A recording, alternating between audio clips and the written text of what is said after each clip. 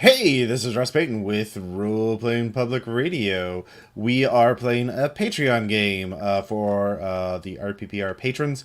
This is Monster of the Week, and the title of the scenario is A Very Special Christmas from Hell. So we have four monster hunter slash stoppers, people who are going to intervene to save the world from being exposed to hell via a television Christmas special. So yeah, before we introduce the scenario too much, let's introduce our player. So I'll just start from on my screen to immediately to the right of my icon. Brother Samuel, played by Scribblykins. Please tell us about Brother Samuel. In northern climes, these days so drear, it is the darkest time of year, as monsters leap into the glare. Who would fight for smiles and cheer? Worry not, for ho, ho, ho, he's here! Brother Samuel is a big guy in a Santa suit who comes tromping into whatever room we're planning out our counterattack in. Some of you recognize him as a fraternal from the Fraternal Order of the Bearded Santas, or as it's also known, the Santa Claus Union. So is he Santa Claus 24/7? Is he around the year? No, they're a very specialized sect. So Okay, very tradition bound and into mystical oaths, but very modernized, integrated into society very well as far as cults go. And obviously he has a shotgun, and he's wearing a well padded Santa suit, so that counts for old fashioned armor. And he has a big revolver on his hip. And yes, the shotgun does have mistletoe tied in the front. So I assume he's the kind of like, maybe they used to only act during December, but now last couple of years they've started acting in November. Some of them are acting even in October. It's just creepy, mission creep a little bit, maybe. You gotta work. Yeah. The union kind of has made some ill-advised contracts, shall we say. Whenever they hear the siren call of Mariah Carey, it is time to don the suit and act. We have to. It's in the mystical oaths. It's in the mystical oaths. Next up, we have Adaptive, who is playing Dimitri the Spellslinger, I believe. Yeah. Dimitri is a paunchy Slavic man in his 50s. He's very tired, rumpled clothes, weirdy eyes, just exhausted, a contractor, more or less. All right. And then we have Hostel, who is playing Kafka Valentine, I believe from our previous Monsters of the One-Shot game. Right? Yeah, this is going to be her third go. Kafka Valentine of Yellow Sign Security Solutions, your number one free market economy solution for monsters and other government contracts. This year, the FCC got wind of whatever the hell's going on, and, well, my boss golfs with his boss, and thank God there's holiday pay. All right. So, okay, we'll get into that in a second. You'll have a contact to reach. Ooh. Yeah. Let's see here. And finally, we have Garth, played by Blaze. Tell us about Garth. What is Garth? The Garth, mundane. Well, Yeah. people say mundane, but I feel myself as a visionary. I'm a writer, and this studio has ruined me, stolen my ideas for the Christmas special, and I will bring true horror upon them for it. And Garth is basically, a XP of Garth Marenghi, I think, to a great extent. My god! Yeah.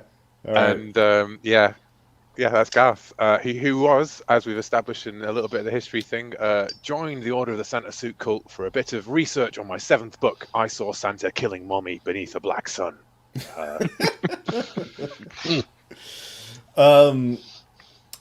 All right, so it is near Christmas time, and basically everything seems to be going well, and except of course one of the big three television networks, IBC, has been let's see here. Let me just write that down so I remember it. IBC network.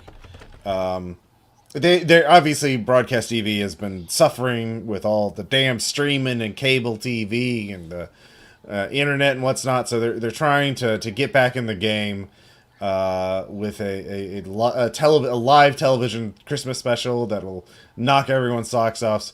Unfortunately, the let's see here. Blaine Kingsley, the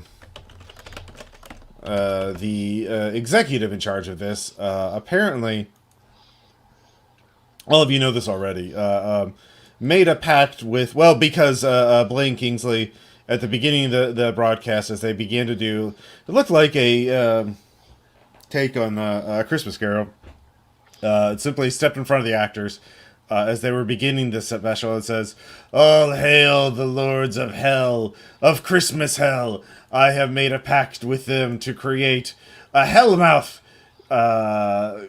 in order to gain unholy power. And of course, part of the ritual is for me to announce this to the world. No one can stop me. As soon this Christmas special will be slightly rewritten. And of course, as the forces of darkness have seized the infrastructure to broadcast this special, we will, at the end of the special, the hellmouth will be open, and there's nothing you can do to stop me. And I dare anyone to get in my way, as they will be fed to the evil forces that guard this tower, skyscraper. Oh, sorry. I don't have a script. I'm just kind of winging it right now. Anyways, long story short, I'm going to take over the world thanks to the powers of hell. Blah, blah, blah, blah, blah. I need to announce this in order for the ritual to work. But that's all you need to know. Just sit back, watch a great, entertaining show as the forces of hell take over. Anyways, I'll be reaping your soul, if not tonight, soon. So enjoy it. Enjoy it while you got it. So he steps off.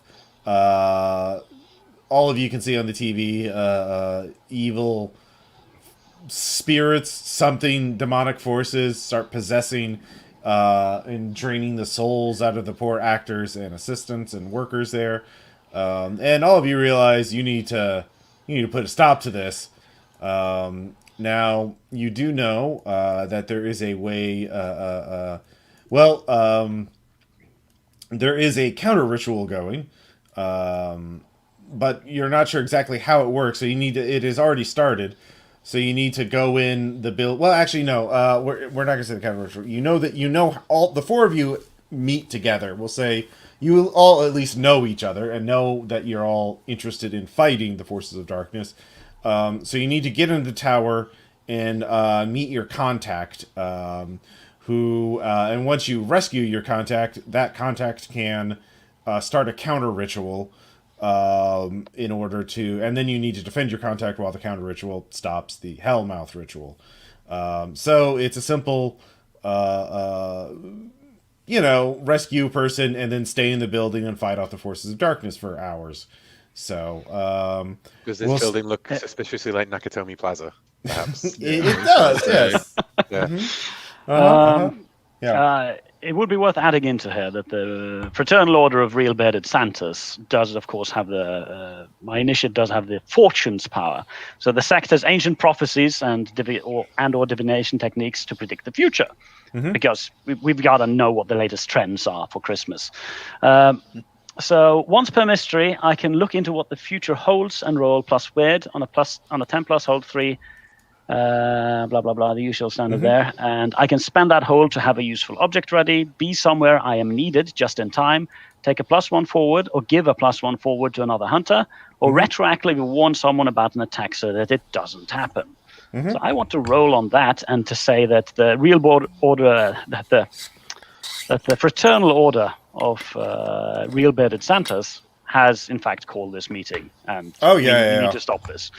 Yeah, the Fraternal Order knew that Blaine Kingsley was doing this, but they couldn't act too early. Otherwise, he would have run and tried this same ritual, some other form of the ritual somewhere else. You had to wait until he sprung it in order to get him once and for all. And obviously, we're stronger the closer it is to real Christmas. Oh yeah, that too. Yeah. Good point. Excellent point.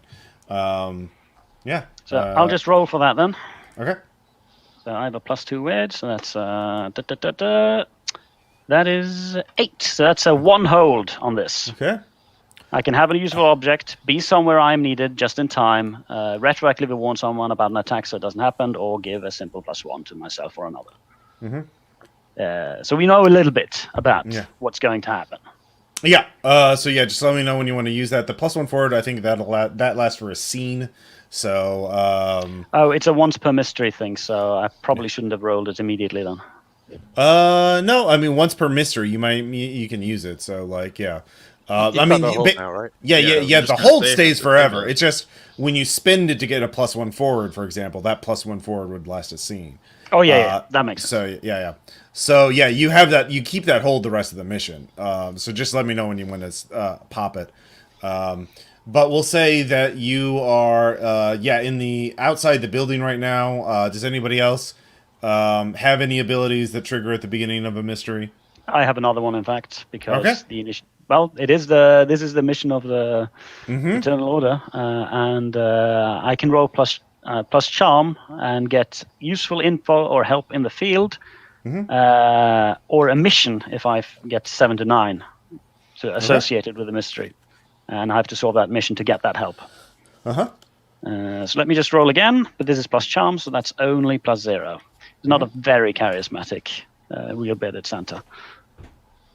And that's, I have to solve a mission in order to get the useful info or help. Okay, so you know that there are 3 executive assistants. And one of them is going to be helpful. One of them is going to be a coward. And one of them is going to be evil. So you don't know who is which. But if you can find the helpful one, they will be very, very helpful. But if you choose wrongly, it will be very bad because the evil one will obviously betray you. And the cowardly one will just fuck shit up. And their names are Digby, Connery, and Teague. So, that's your mission, to find the helpful executive assistant. And to ascertain that. Very good. Anybody else have any abilities that pop off at the beginning of the mystery? No? Okay. You're outside the building right now. The doors are wide open. You can see the Nakatomi Tower is Nakatomi Neo Tower. This is in New York, not LA. It is. You look up. There is a glowing vortex of energy above the building, like an unholy halo. The sky is turning dark red and purple. Crackling energy and lightning bolts. It's very dramatic. The CGI budget for this is really high. No one's approaching the building. The cops are terrified and are nowhere nearby. And the doors are wide open. I would say Kafka, the contact. The studio is actually on the top floor. They redesigned it, but the contact is far below there. The contact is like on the. We'll say this is a How many towers is Nakatomi? Let's just be Nakatomi. Let's, for the sake of argument, say the 14th floor, because they don't do the 13th floor because of superstition. Yeah. Number of floors. Let's see if you can just say. It's 35. All right, it's a 35th.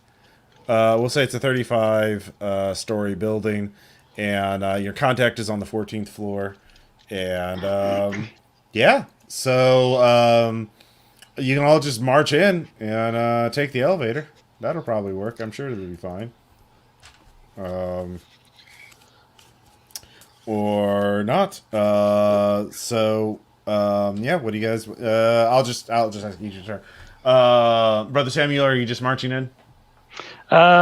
We've gathered together, and Forbes is launching this mission with the aid of the Y3S, and Garth, who we picked up as a lay member, and Dimitri, you're the contractor for this, essentially. So, Okay.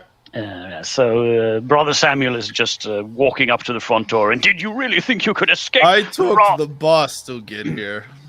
Yeah. Did you really think you could escape the wrath of the Santa Claus Union, you horrible miser? Trying to host a holiday special season finale with these hellish scabs is going to cost you more than you bargained for. So, You took the bus? Have you ever been to New York City before? Take the subway, dude. Keep that in mind next time. Taking stairs downward might be a little hard for Dimitri. Yeah. Dimitri has also, like, he has the Mandarin style, like, huge jewel, like, mystical rings on all of his fingers, too. Okay, yeah. Those are his foci. Nice. Yeah, Garth. Garth just pushes past the terrified onlookers and policemen and says, "Stand back, I'm a writer." he is. All right.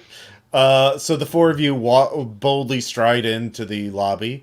There is a receptionist at the desk in front of the elevators. He looks highly unperturbed by what is happening, and doesn't even look up as you approach. What do you do? I just walk up to the receptionist desk, set my bag down, and start taking out my guns. The receptionist Not like menacingly, just like, I gotta take these guns out. Yeah. The receptionist looks up, it's like, you can't bring those in here. Yeah, I believe I can, and I flash my identification. Roll plus charm. Good, I'm not good at that.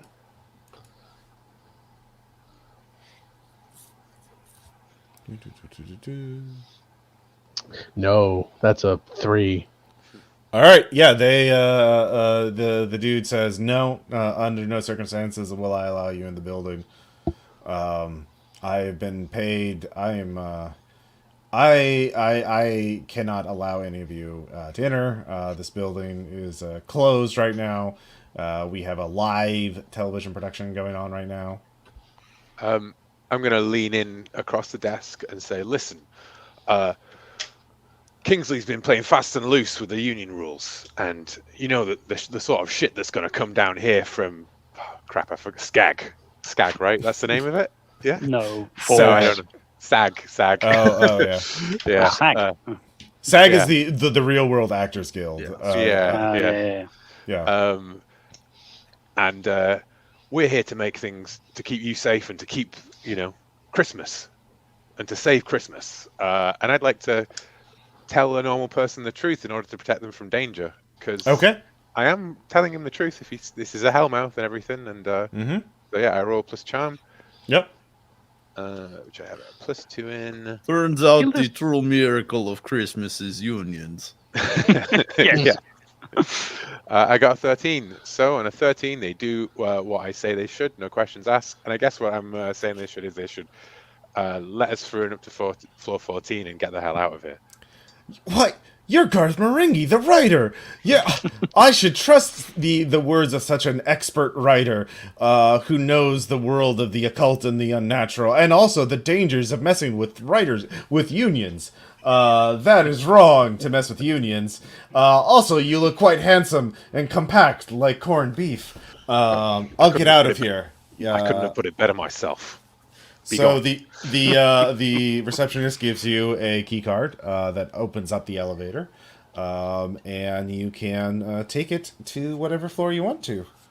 So, yeah. I mean, it's got to be a shot of us all awkwardly standing in the elevator with the music going up, right? Like Christmas music. Right? Everyone has brought out their guns or whatever. There's like I heft a fire axe off the wall. All right, yeah, there's definitely a fire axe on the wall. So we're all clear on. We need to find this assistant executive, but only the helpful, preferably. Digby, Connery, and Teague. Well, the contact is not the assistant. No, I know. But okay. All right. this is the side mission that will help Oh, us if we can manage it. Okay. So you all pile into the elevator. It is the elevator is playing Mariah Carey, but it is evil Mariah Carey. It is that YouTube distorted version of Mariah Carey. I scoff in disgust. Yeah. Distorted. Oh, what is it? It's a YouTube meme. Yeah, it's really bad. Yeah, it's off key. It's really bad. Truly demonic. It's almost Yes. vaporwave. How dare you? No. So you get up to the 14th floor, and it's been a holding area for the extras. And so basically there's a large craft services table with snacks and like cardboard containers of coffee, and they're cold bagels at this point, and lukewarm cream cheese, room temperature cream cheese for the spread. It's very basic and looks like it's been pretty heavily. All the good stuff has been eaten already, but there's a couple of people in Christmas elf costumes that are standing in front of a large partition. Behind the partition, you can see a glowing light. The partition has been set up sort of in the middle of the room. It's kind of like a curtain or a screen, kind of like one of those things you use to step behind to change clothing in like a. But yeah, so it's obviously been set up as sort of an impromptu dressing room, but there's something glowing behind there. But the dance troops snap to attention and move in unison and say, "Hello, are you here to serve as the live studio audience for the Christmas special? We can summon a PA to take you there." Audience? No, we're going to be a part of this. I'm sorry, all of the casting is already done. It does not seem like you have the appropriate Christmas spirit.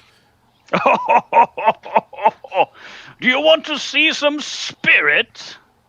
I'm going to use magic on these guys. Okay. Yeah, Dimitri will also use magic. Okay. So what are you trying to do with the magic? Banish a spirit or curse from the person, object, or place it inhabits. Obviously, these people are being possessed. Okay.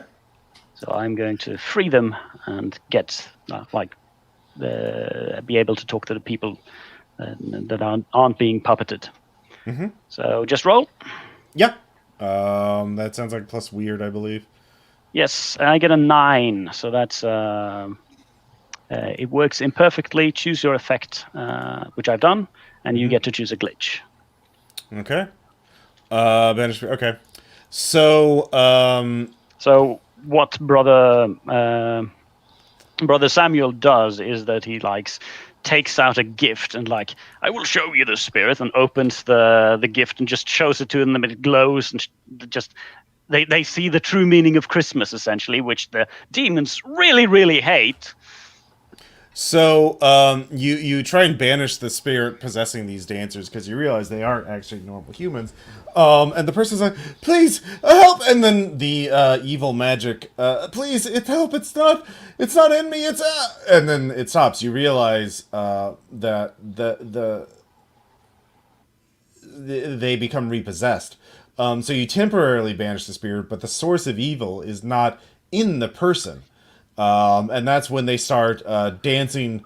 They start doing backflips and synchronize too, and move to like start jump kicking you. You would take one arm, but you have one armor, so they kick you and bat you in the face rather acrobatically.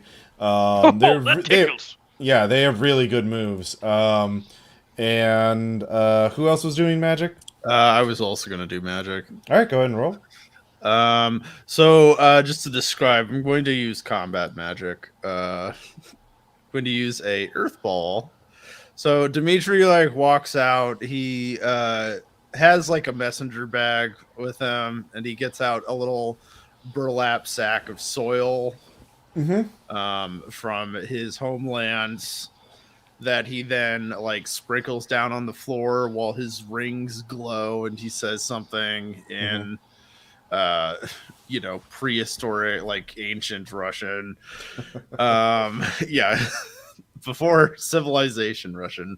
And yeah, then a like mudslide basically comes out from the earth, and it's a ball, so it's one harm area, obvious, loud. Okay. And it's also forceful and restraining.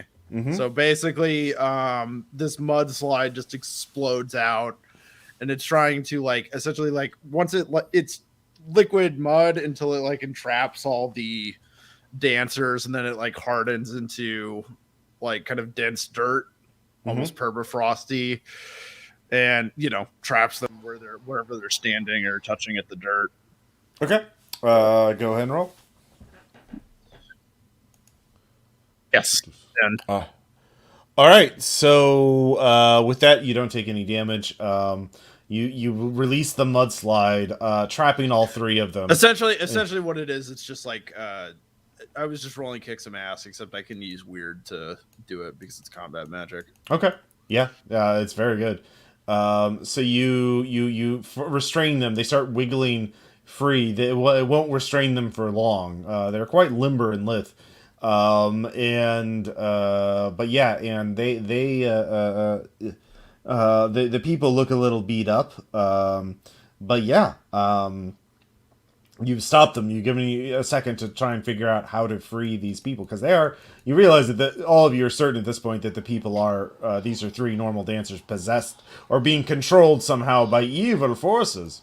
So that's Brother Samuel and Dimitri. Kafka, what are you going to do?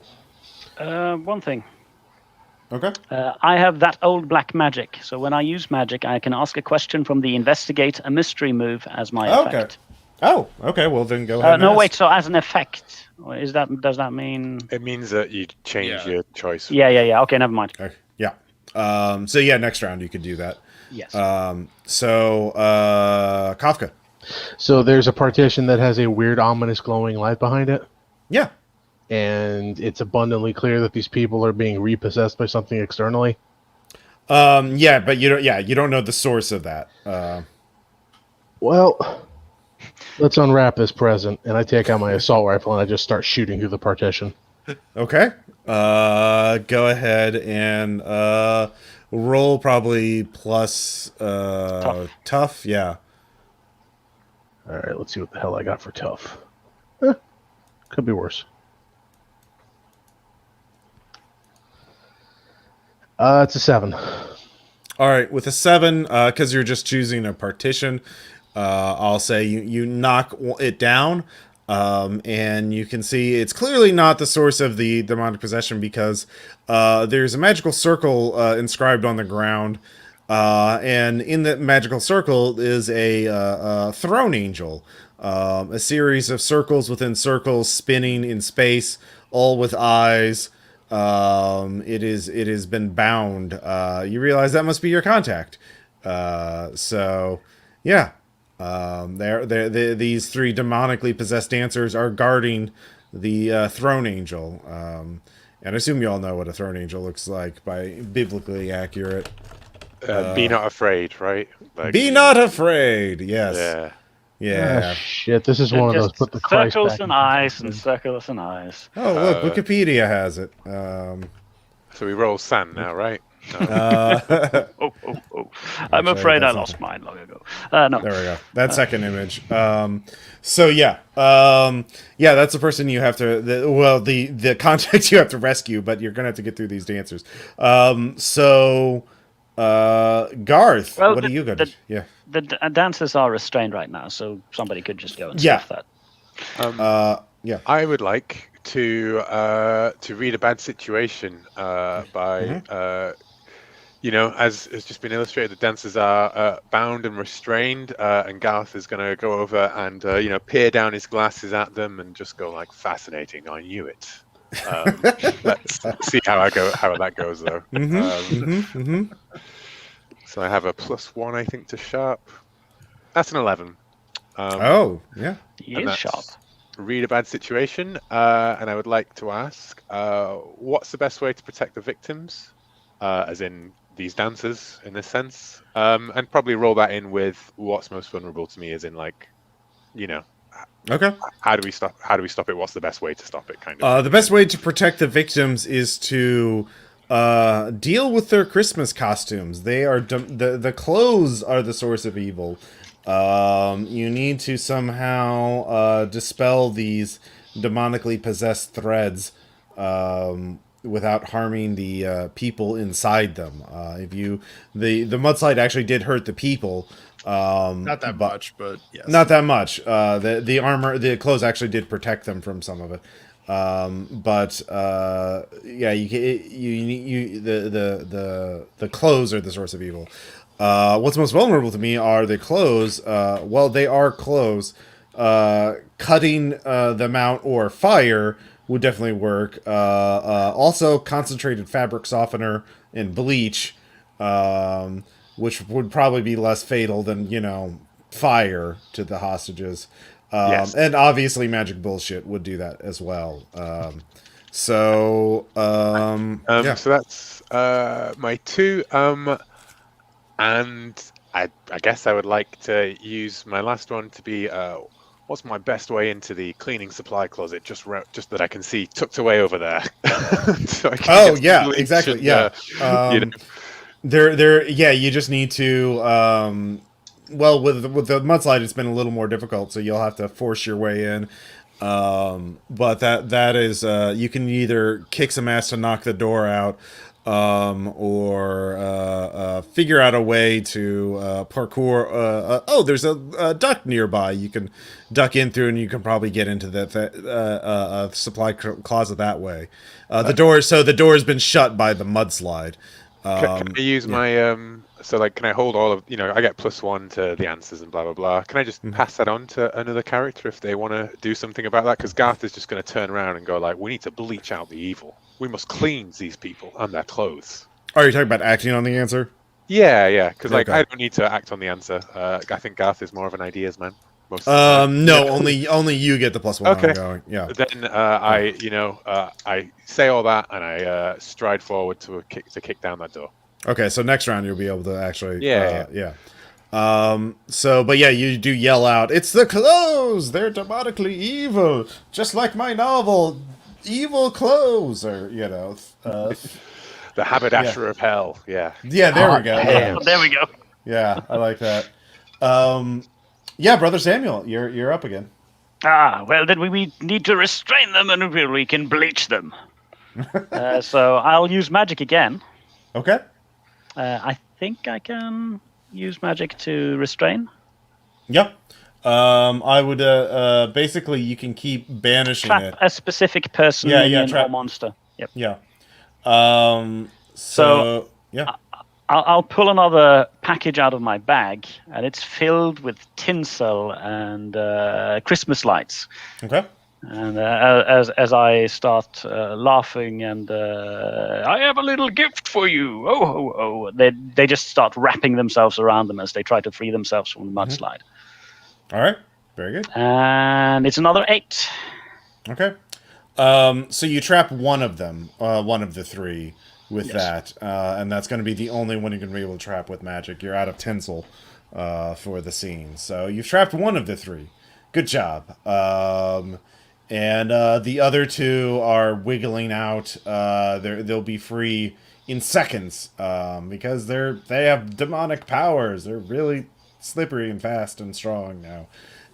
So Dimitri, what are you gonna do? Well, I think another earth ball to re-restrain the ones that are trying to get out. So basically, kick some ass with weird. Okay. Unfortunately, though, you're in the room isn't that big.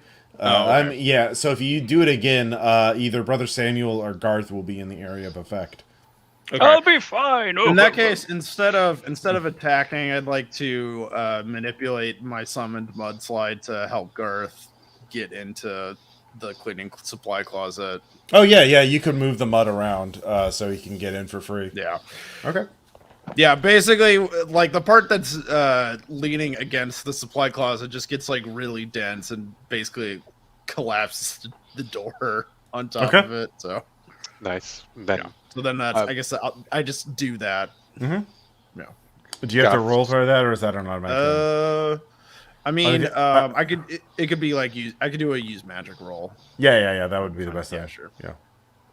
Do one thing that is beyond human limitations. Moving Okay, mud. I got a +1 for that. So, 9. Okay. So, there is a glitch. Okay. So, the magic draws immediate unwelcome attention. One of the dancers gets free and kicks you in the face for 1 harm. Yep. So they're just. It's actually it's a whole combo. It's like a kick to the face followed up with a backflip, scorpion kick, and then a couple slaps. Really strong slaps. Your ears are ringing after that. So yeah. And then there's the jingling of bells, like Yeah, exactly. Something Christmas pun. So yeah. he's like that famous Christmas movie, The Raid. Exactly. Kafka.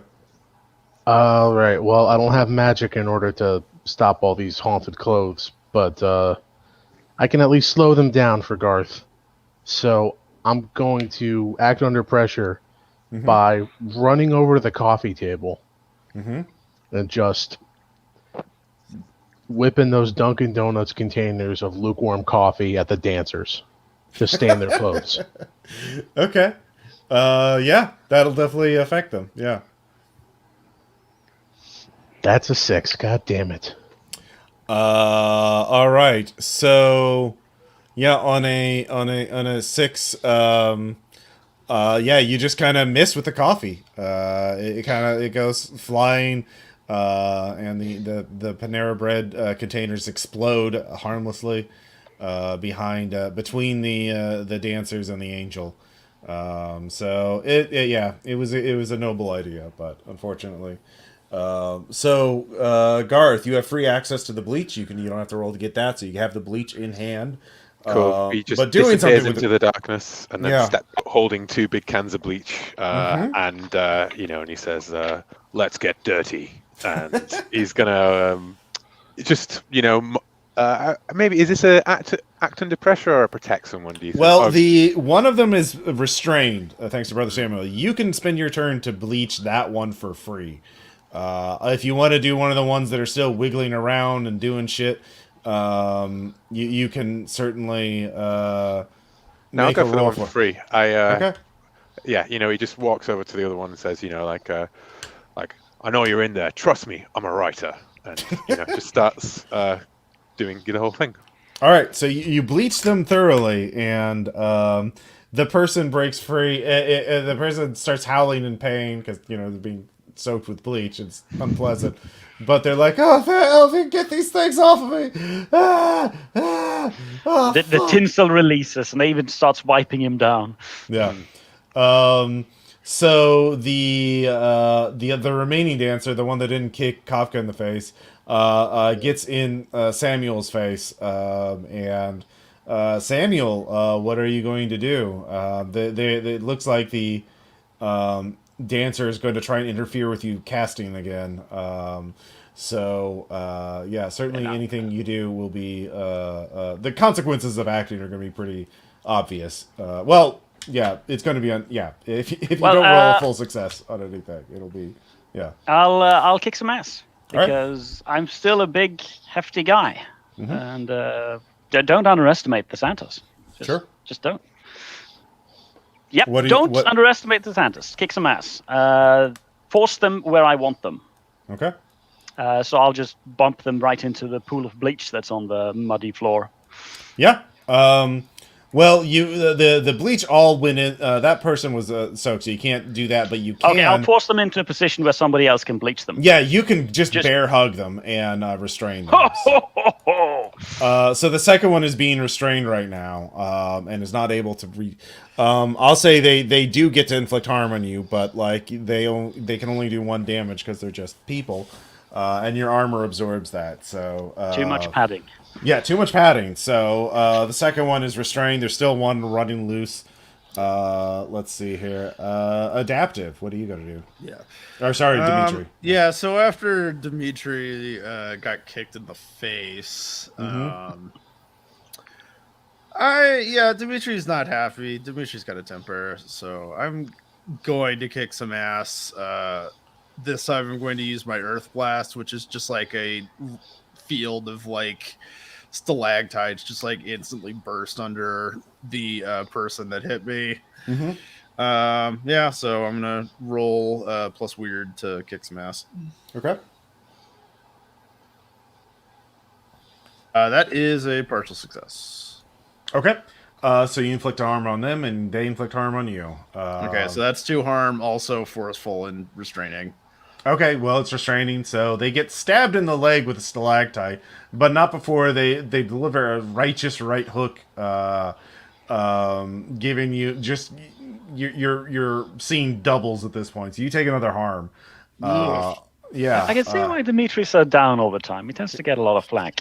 yes. But it is that but so both of them are now restrained this turn. He's just like my life in St. Petersburg. Kafka, if you want to grab some of the bleach from Garth and bleach the other one, you certainly could, but it would take some acrobatics to maneuver that way. Yeah, I'll do that, and I will help out the one that's on Dimitri. Okay. So go ahead and roll plus cool.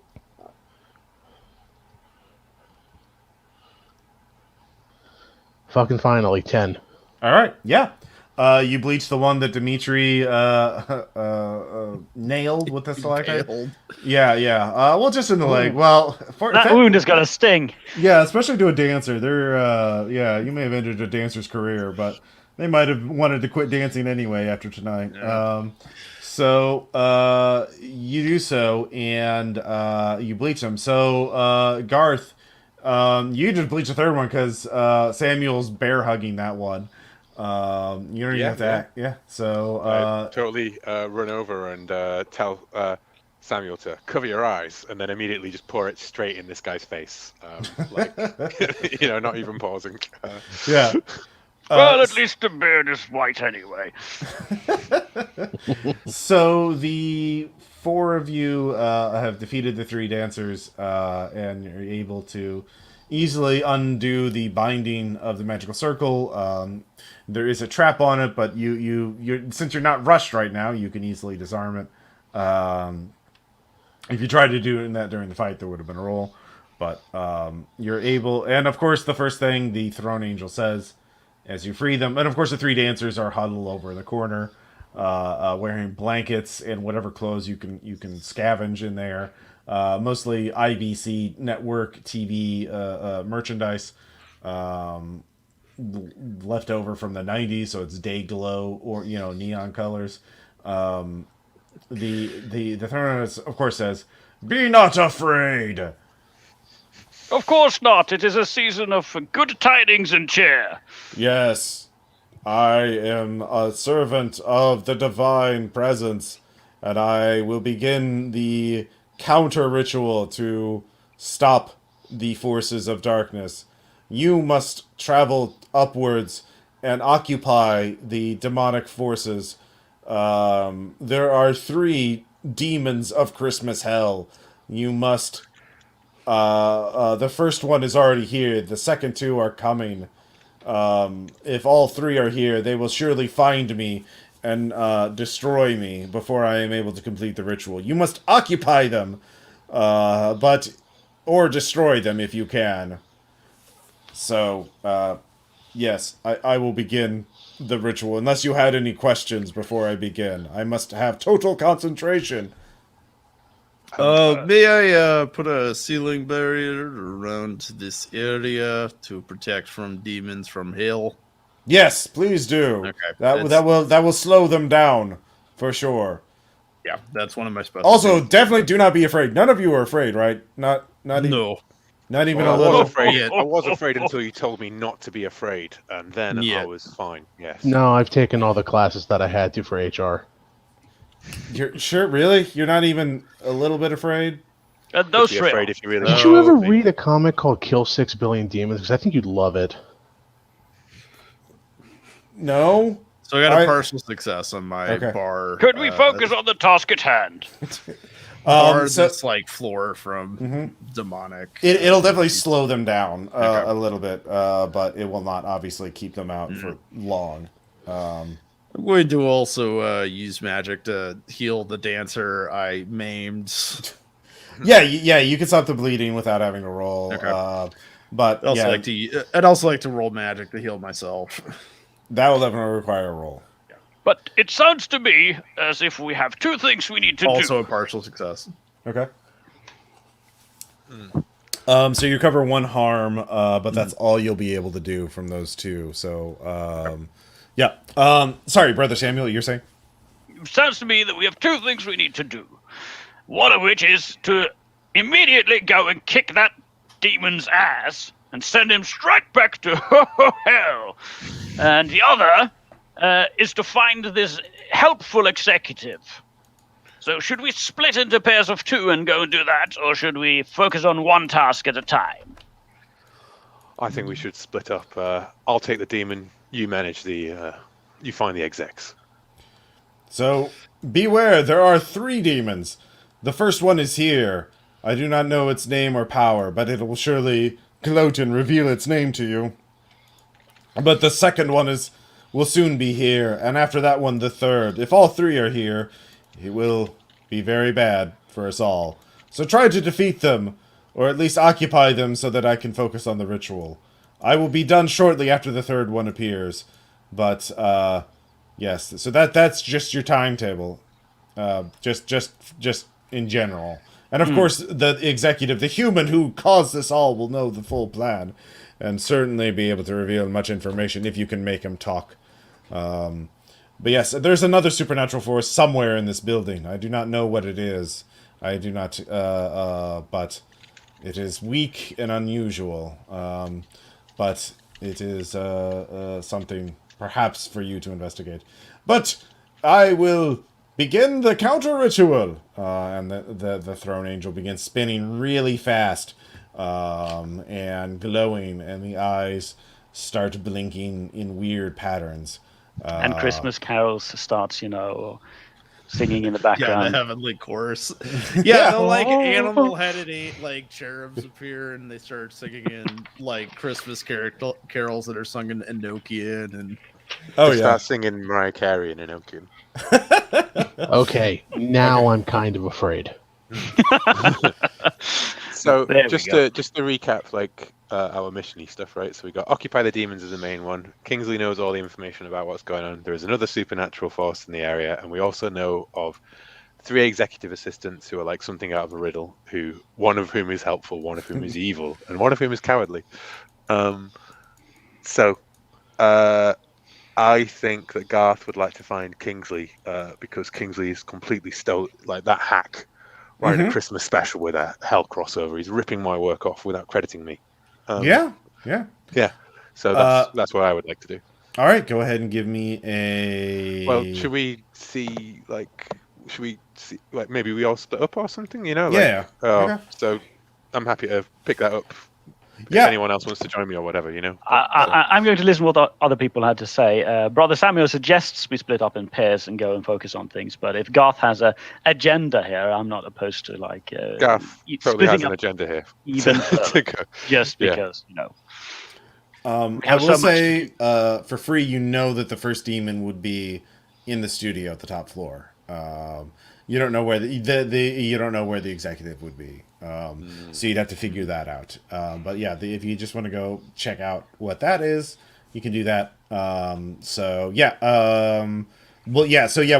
okay? So if you want to split up, Garth is going to look for Blaine Kingsley. Who is anyone going with Garth? I think I will. Dimitri will go with Garth. Okay, so Dimitri and then I Garth, won't.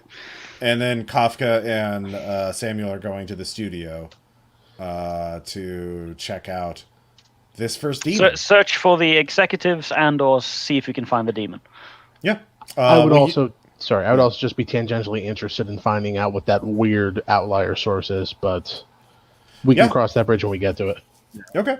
All right. So Samuel and Kafka jump in the elevator to go to the top. Garth and Dimitri, how would you try and figure out where the executive is?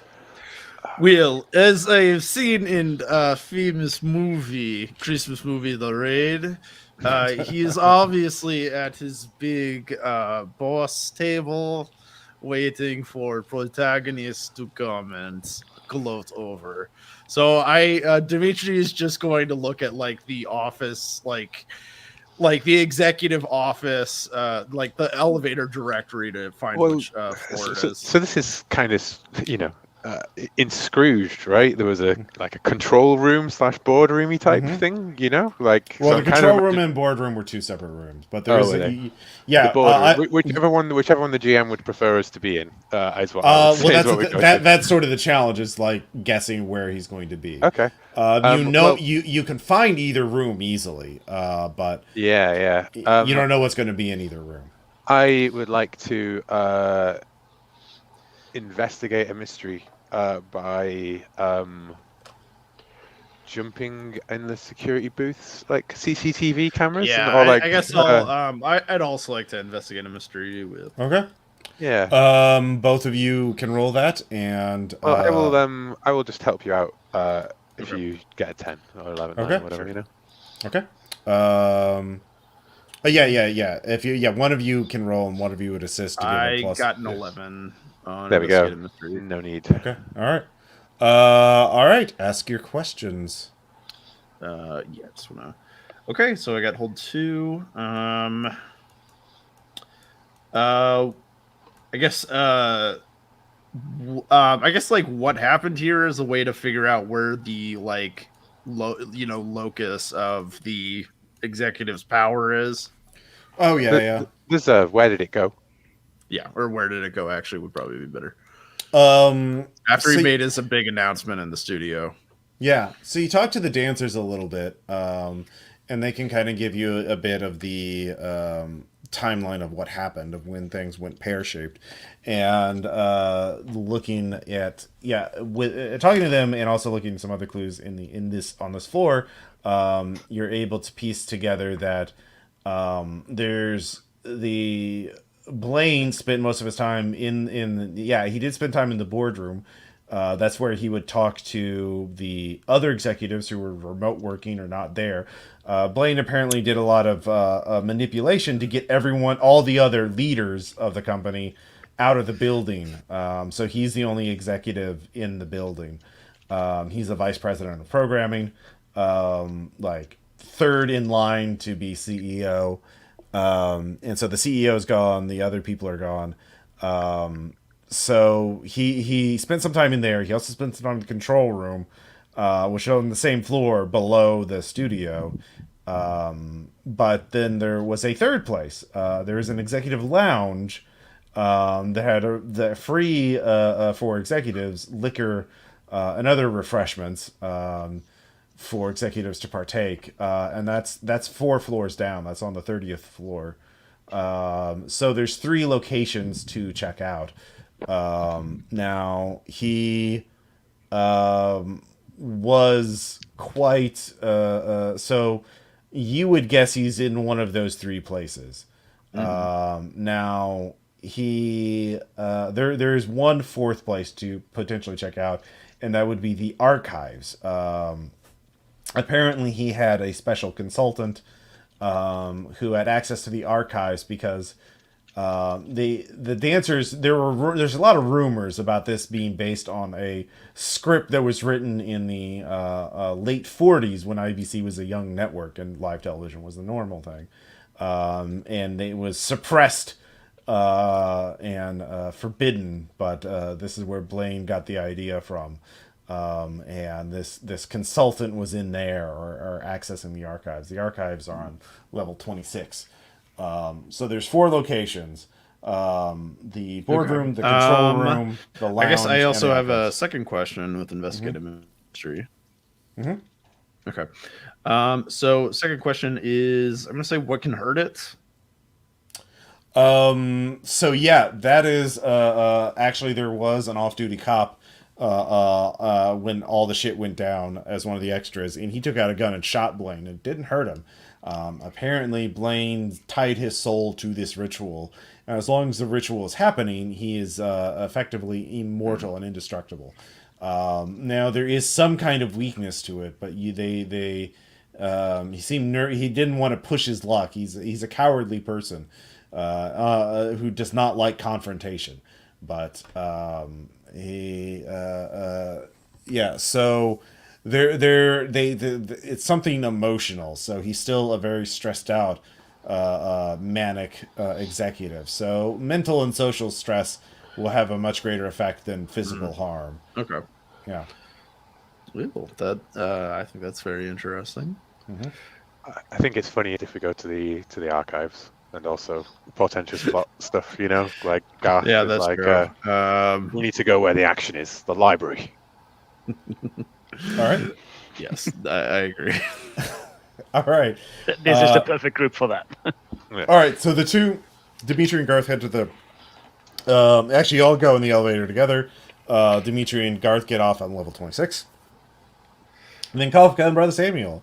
I assume you're heading straight up to the studio to confront the first demon. Assuming we can't find the executive assistants or have a lead on them, then yeah, that might be best. Well, I mean, basically, the demons are going to show up at fixed intervals, and you need to keep all 3 occupied. But you can occupy them by destroying them. At least the first one, while it's by itself, it's at its weakest. So, as optimal start, you might want to just try and destroy the first demon before the second one shows up.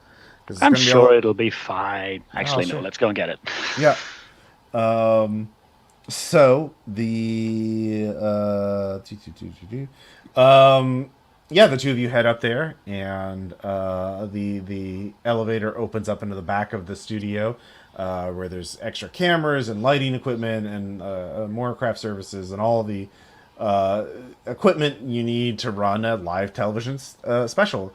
The cameras are being manned by skeletons with bits of flesh to them. The poor camera operators, of course, got fried by the evil arcane energies. But there's lots of costume extras in the background, and yeah, both of you probably let's see here.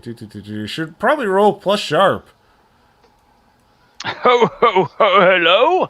Are there any good boys or girls here? Or are there any naughty demons? Is this for the purpose of investigating a mystery or just Probably reading a bad situation. good, because I get to screw with that a little bit. Yes, I get to read with cool instead of sharp. Yeah, look at you, Mr. Fancy Pants. Yes. I need to find the chat so I can roll.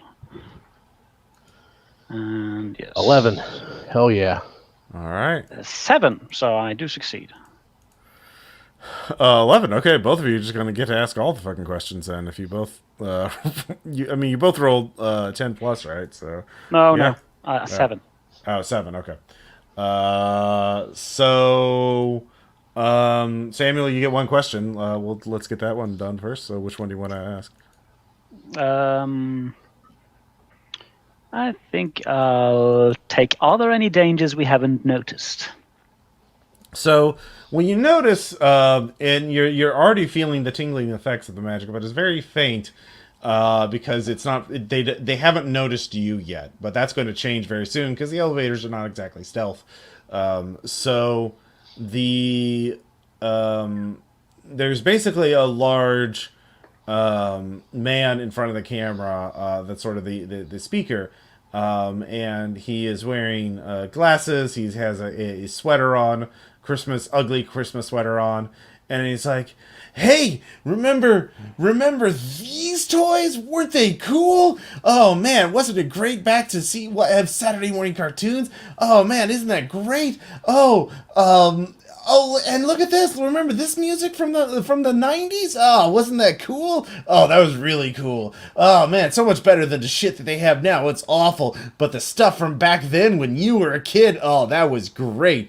That's all you need. All the stuff from the past when you were a kid, when you were happy. Yeah." You recognize that this is the Christmas demon of nostalgia. There are demonic forces that shape-changing demons serving it that effortlessly read your mind and can tell what you're instantly nostalgic to, and will prey upon your own memories to hypnotize you. So that's going to be the big thing. That's and that's what he's doing. He's lulling the audience into a rosy-eyed nostalgia of the past. So yeah, remember this? Remember this? But like, oh god, Samuel, what's one thing Samuel's nostalgic for?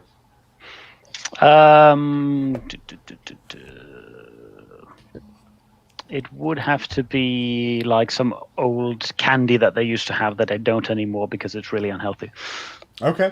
Remember Happy Fun candies? It was a spin-off from Happy Fun Ball, and you could suck on these oh man, wasn't this so great? It was so tasty. I mean, too bad it got banned because it was unsafe. Oh man, we have it right here. Look at this Happy Fun candy. It's so happy and it's so fun. It's so great. And he's like, oh man, it really was happy and fun. And you remember being happy and fun. That was great. But you're outside of its area of effect right now, just barely. So yeah, that's what you realize. That's going to be the danger of how to approach this dude and take him down. Kafka. What's the best way to protect the victims? The best way to protect the victims is besides killing this guy, I guess. Yeah. Well, the most direct way would be to remind them that the past also sucked. And then it wasn't as fun as they thought it was. So, that would be the easiest way to do that. But that wouldn't be the Christmas spirit way of doing it. That wouldn't be the Christmas spirit. Yeah, well, yeah, that is a factor there. The other thing would be to banish the demons or get rid of them. But you'll have to get close enough that they'll be able to. You'll have to somehow, plug your senses so you can't be hit by the hypno nostalgia in order to get close to them. So that'll be tricky. But yeah, that would be either banish those demons that the nostalgia monster has summoned, or remind people that or try and break them out of the trance somehow.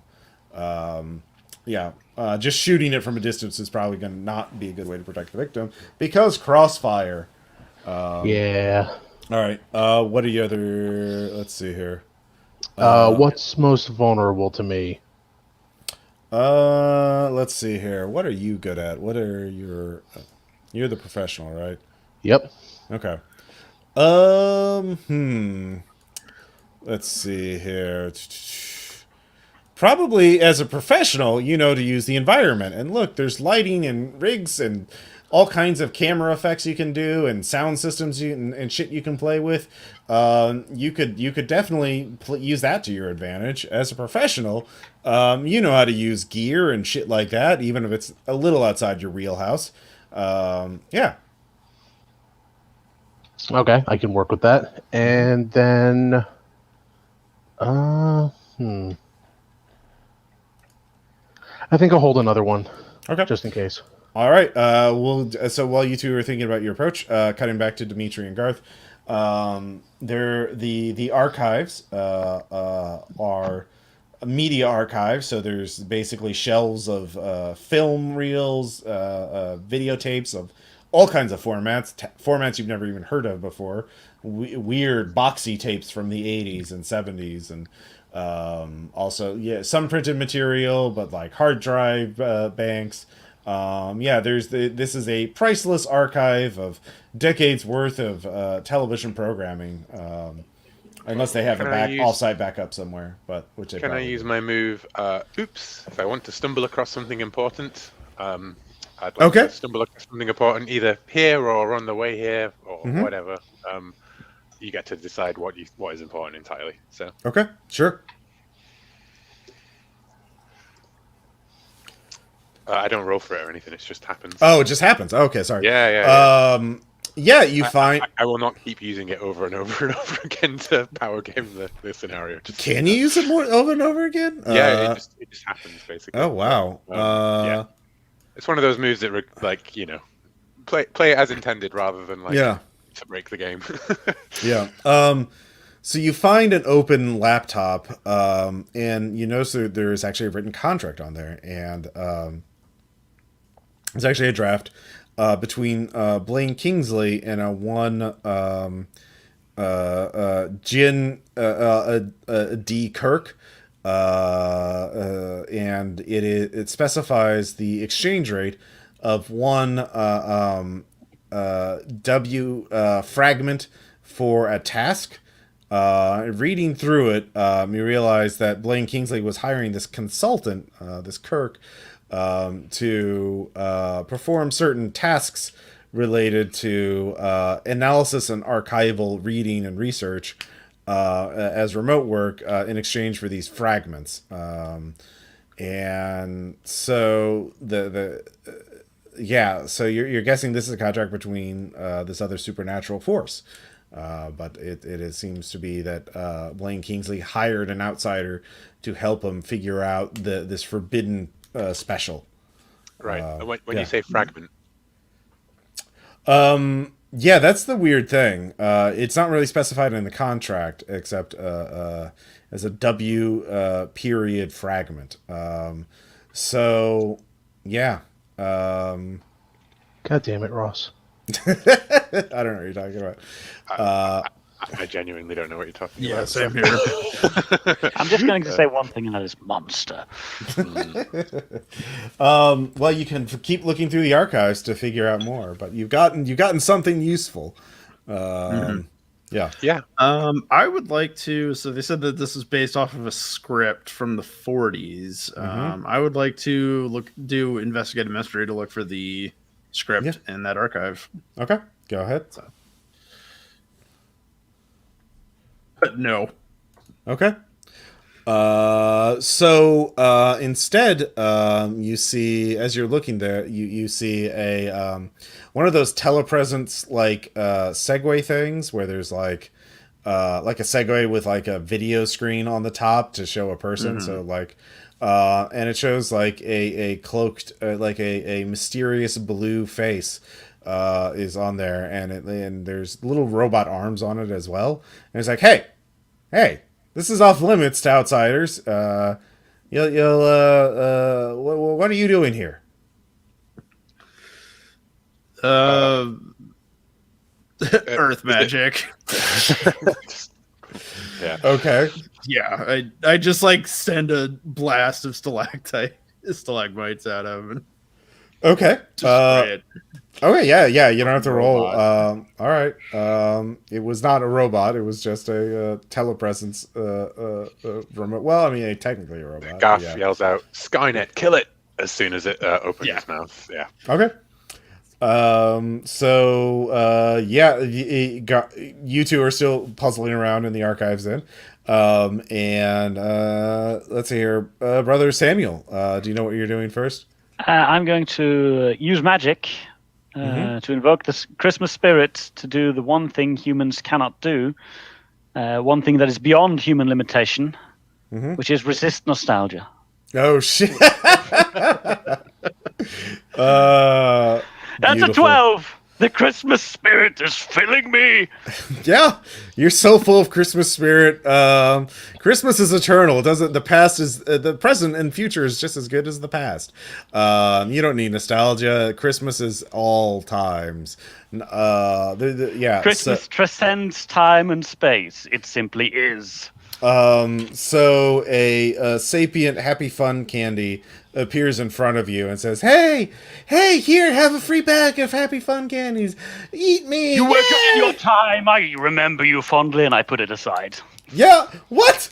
No one can resist me. It's happy fun candy. It is Christmas. That is more important.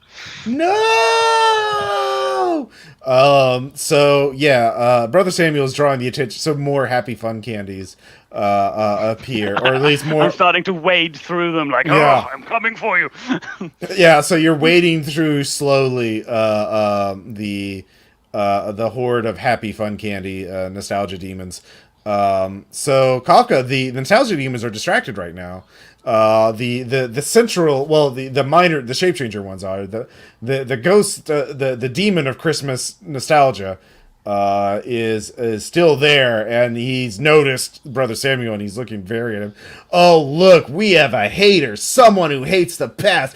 I bet he's gonna bring politics into this. He's gonna ruin our nostalgia. Why can't we just remember our past? So the crowd, he's like, everyone, we should get him, because he's gonna ruin our fun remembering the past. So he's agitating the mob against Brother Samuel. So the hordes of extras and the live studio audience, which is there in the background on bleachers, are slowly turning their eyes towards Brother Samuel. So Kafka, what are you going to do? Well, I'm gonna get on the PA system, and I'm gonna start trying to counteract like the greater problems of the nostalgia demon. Okay. That would probably be charm. Oh boy.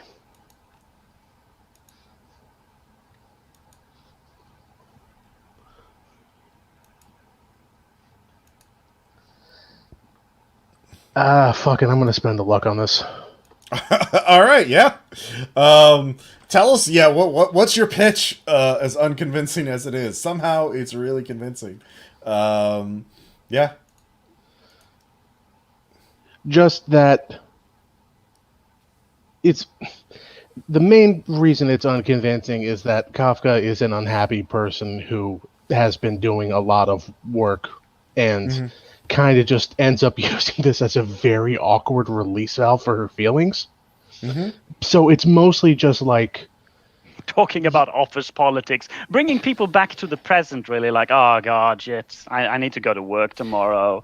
it's more specifically like, yeah, the past is gone and we miss the past, but the future's there and there's gonna be new people and things can get better, and just I wish things would get better. I wish there would be more unions, and it's not helpful at all for people to just dwell in the past because you can't go backwards. One time in 1973, a man used a time machine in order to try to go back in time and take over the Holy Roman Empire in order to start a sixth crusade, and you can't go back in time. All right. They weren't supposed to know that. Yeah, so if there's anything that can kill fondly remember a good mood at a party is oversharing personal information. Yeah, the TMI is definitely enough to like the sheer awkwardness of it like causes people to start snapping out of it. So you neutralize the crowd, the nostalgia demon. The nostalgia monster is going to transform into a transformer, with bits of a transformer, and GI Joes and every other action figure. But he's about 8 feet tall and made out of plastic, and made out of 80s toys from all your favorite franchises. Remember this thing? Now it's coming to cut your head off. Yeah, it's really pissed at you. And so the nostalgia shape changing demons fade away because their power was all in hypnotizing people. They can't do shit. And the crowd is powerless. So, let's see here. You're definitely occupying the shit out of the nostalgia demon. The Christmas special has been derailed. But I'm going to put a clock up with 6 on it. And at 6, if you don't 6, the next demon will appear. Actually, I'll make that 8. 8 rounds. So, meanwhile, back at the archives, the Dimitri and Garth, you're kind of looking at the destroyed telepresent Segway. You're like, okay, yeah, all right, that was a I would like to investigate a mystery about this telepresence Segway. Okay. Yeah, go ahead and roll sharp. Partial success. So Partial I guess success? one question. I guess what sort of creature is it? You realize that with the blue face and the that's a djinn. That was a djinn. No. Yep. It hired a djinn somehow. It hired a djinn? What the fuck? That's not really what djinns do. That's And when it was yeah. remote working. Yeah. Too. But the room starts filling with sort of a blue smoke, and the lights start flickering. Yep. Let's see here. Look, 6. So Garth, what are you gonna do? I guess I'm gonna read a bad situation. Okay. It sounds like a bad situation. It does sound like a bad situation. 2d6 plus 1. 8. Okay. So I hold 1.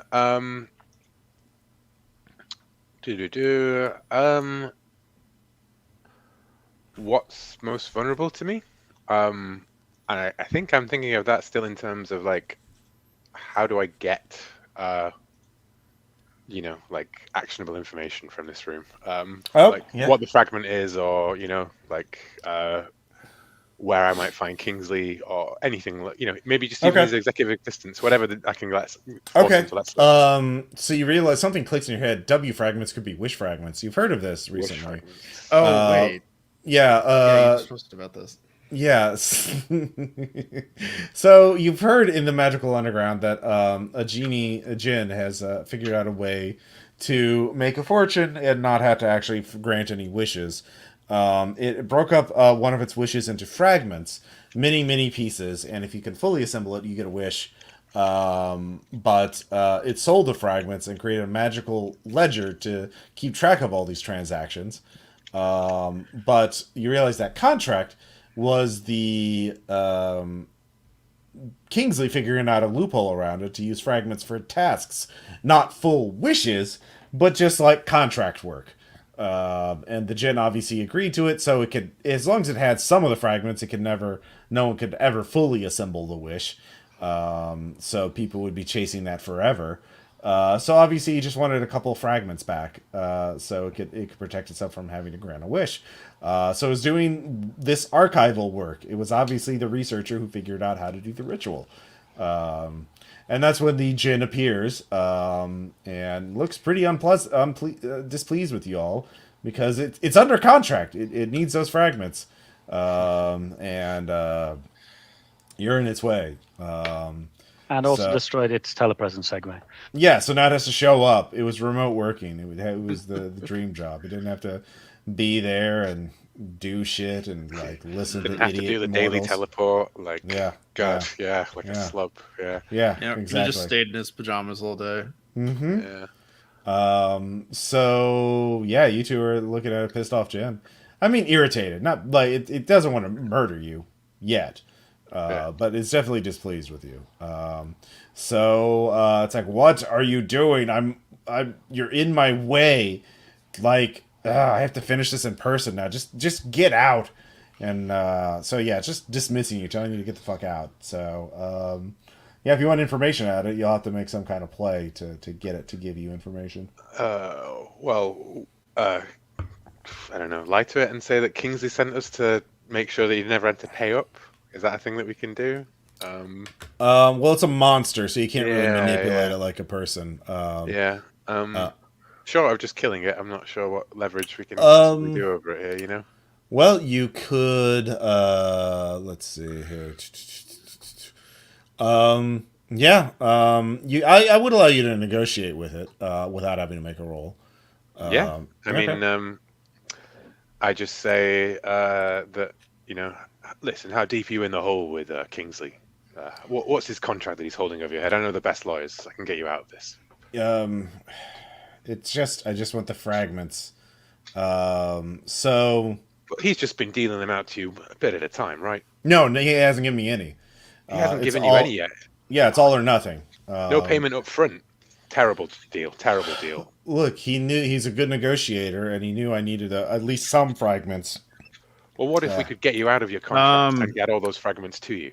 Ross, I'd like to roll investigate a mystery. Sure. Okay. So I'd like to ask, what was the Jinn going to do?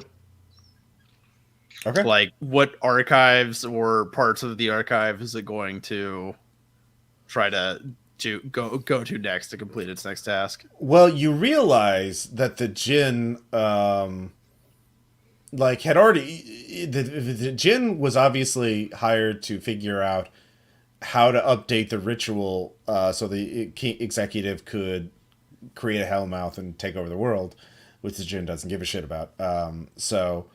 But why? But that's done. What else is there left to research? And you realize the only thing left to do is like, what is the weakness of this ritual? What is so you have a counter ritual going, but yeah, like they're obviously he's very confident that the counter ritual isn't going to work or isn't like. So there's obviously something he's still afraid of fucking up. So that's what the Jinn was here to tell him about, like anything that could fuck up his plans. And so, like, why did this ritual not work decades ago? And so, yeah. Mr. Jin, you tell us what you were planning to do, what job you have left, or I bar this place so you can never complete it and never get your wish fragments. And Garth says, and I can also throw in craft services, and reaches into his pocket and pulls out a few stale bagels from before and other things. You know. I'm trying to. I have a zero carb diet. So. Look at these 6-pack abs. I don't eat bagels, man.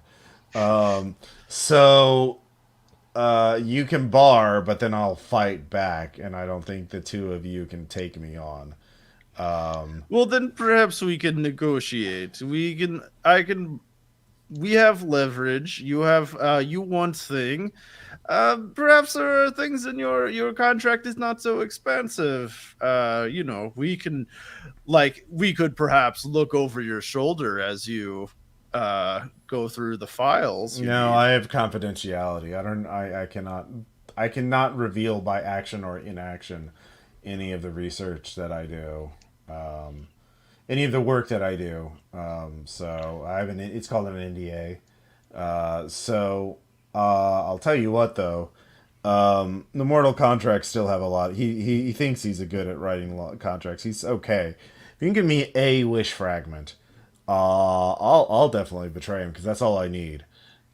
So you give me a wish fragment, and there are some in this building. I know they're on devices. Well, they're actually like actual physical tokens. So now we're looking for wish fragments. Yeah, we're looking for a wish wallet. Yeah. So you do that, I'll just do it for free. Otherwise, look, I can't. Yeah, You did say action or inaction, which kind of closes off literally anything I can think of to do to influence the situation. Well, here's but you realize there's something else he's leaving out. You do have one other angle you could do. Which to do, you realize if you can make his job impossible to do, it would fuck him over. So, well, we kind of want him to do his job because he wants he's looking for the weakness, right? So right, he is looking for the weakness. We just need to know what it is, but he's got a confidentiality agreement that we can't get him to breach. If we stop him from looking, we can't find it. Yeah, that's true. But if you threaten to blow up the archives, he can't do his job, and then I would allow a charm check to see if that would work. If you make a credible threat to the entire archives, basically hostage taking, but so pretty grim stuff. I could probably do that by threatening to collapse the floor we're on. Mm-hmm. Yeah. This kind of feels like the Aaron move from Slingstone.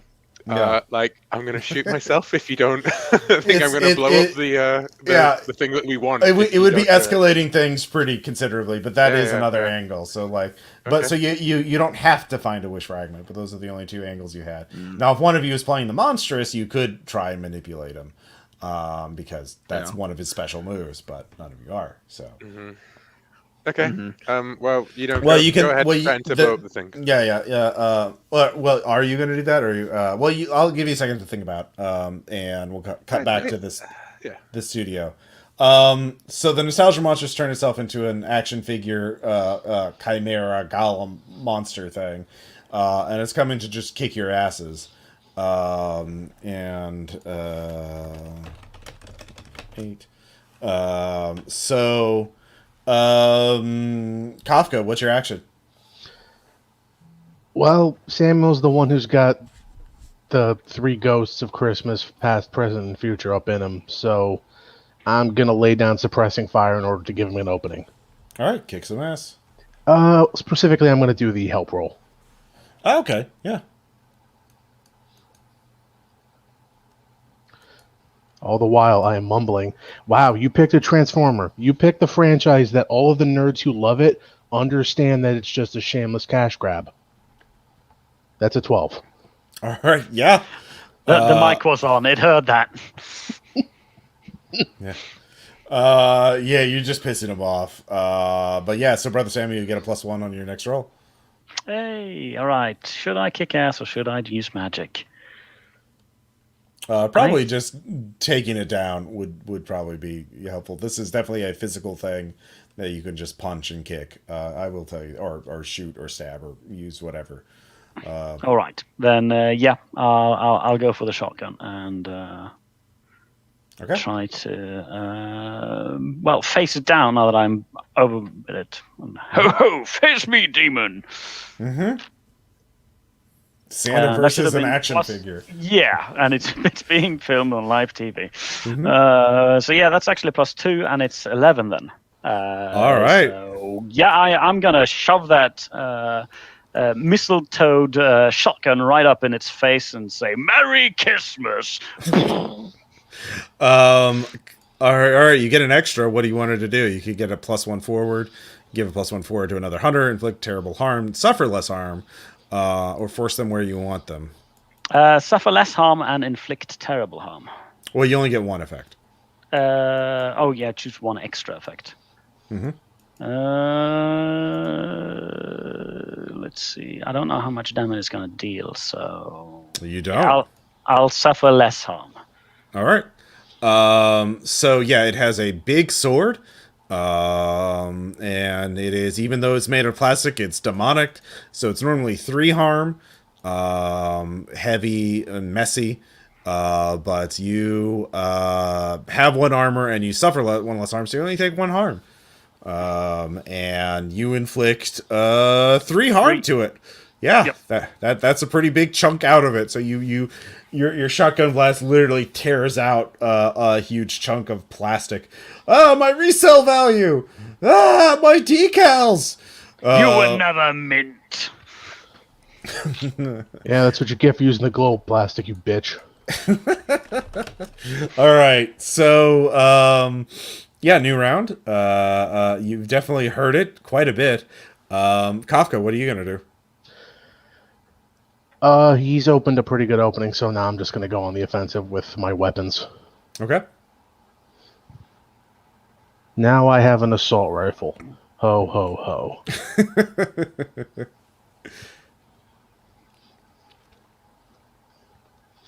That's a 12. Damn. All right. What do you want as your extra effect? Terrible harm, definitely. So that is 4 harm. 4 harm. That is going to be almost. That is going to be enough to stop it actually, because it only had 7 harm. Because it's made of plastic. So yeah, that's enough to stop it entirely. As please describe as you riddle it with machine gun bullets. How does it collapse, or what does it look like to us? It just falls back covered in bullets and then bullet holes, and then just weakly transforms into a coffin. Amazing. Let's see here. So you have a bit of time to act. The next one is 2 out of 6 on the next monster showing up. Actually, I'm gonna be right back to get some water, so you can all discuss what you're going to do as your next move. Well then, Kafka. Well shot. Yeah. Do you go to the range often? Oh, constantly. I It's, expect so. mandatory training. Do you get to use it? Like, every mission, every other mission? As I understand it, your work is a bit mentally wobbly. Yeah, I'm actually kind of like what they basically call an advanced scout, so if I can't get the job done, they have to bring in a lot of other people, and then things get bad. Yes, well, that might make sense in the terms of the prophecy, then. Never mind me. So what should we go for the next? Search for the assistant executives, visit the... what was the other place? The control room? The executive lounge? We might find the assistant executives in the executive lounge. Yeah, probably. We gotta look for those guys. Then that sounds fine. You're also probably like right by the control room, right? Like if you're in the studio. It's probably... Yeah, it's below the studio. Yeah. Yeah. Although I don't know where the executive assistants could be anywhere, right? The executive lounge was on the 30th floor, so we have to go down a bit if we're going to head there. I wonder if there's 3 identical boardrooms with each of them holding a different executive assistant, and you have to work out which one. All right, I'm back. Basically, Brother Samuel and Kafka have a bit of time in which they can do things. Some things could be like trying to clear the studio audience, or the extras, investigate things to figure shit out, set up traps for the next monster that is going to appear in the studio, the next demon of Christmas. Trying to figure out what that demon can do, what kind of demon it's going to be. But while you're thinking about that, let's cut back to the archives. Dimitri and Garth, have you figured out what you're going to do with the djinn? Dimitri's gonna... I will threaten to collapse entire building. Okay. Roll charm to see how convincing you are.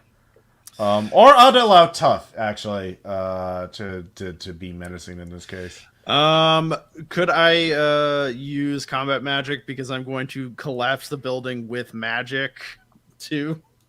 No, that's actually doing it. You're threatening. If you actually pull the trigger, none of us have spent luck yet, anyways. So yeah, it's just it is not. Yeah. Okay, I'll just roll. It's a 0 tough.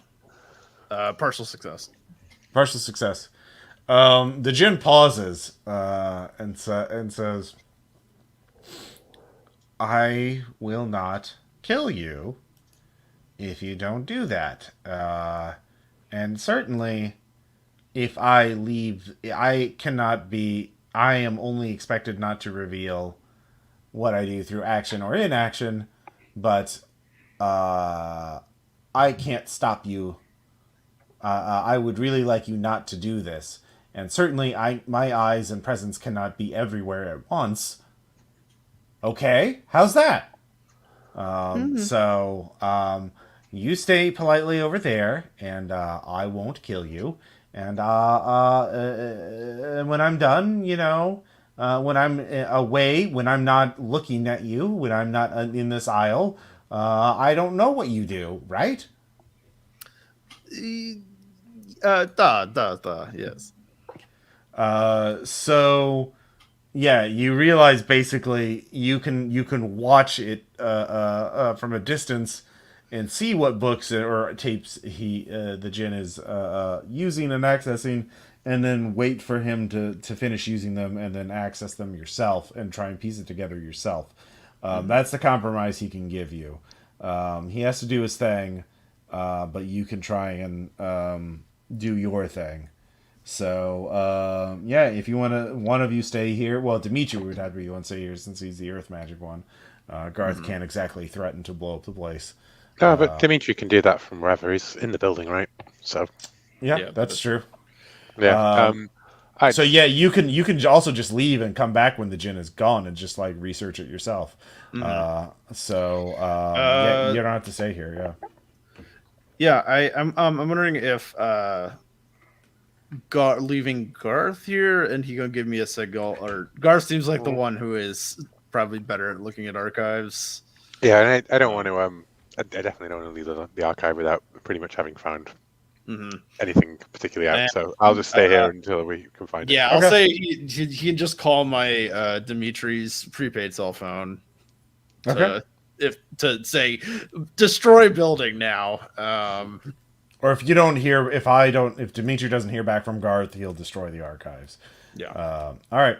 So, so I'll go up to meet with the rest of the rest of the party then. Okay, so Garth, you're surreptitiously doing some covert research while trying not to get murdered by a Jinn. He's finding me on my home territory. Yeah. So yeah, you can pick up the pieces pretty easily, but that'll take a bit of time.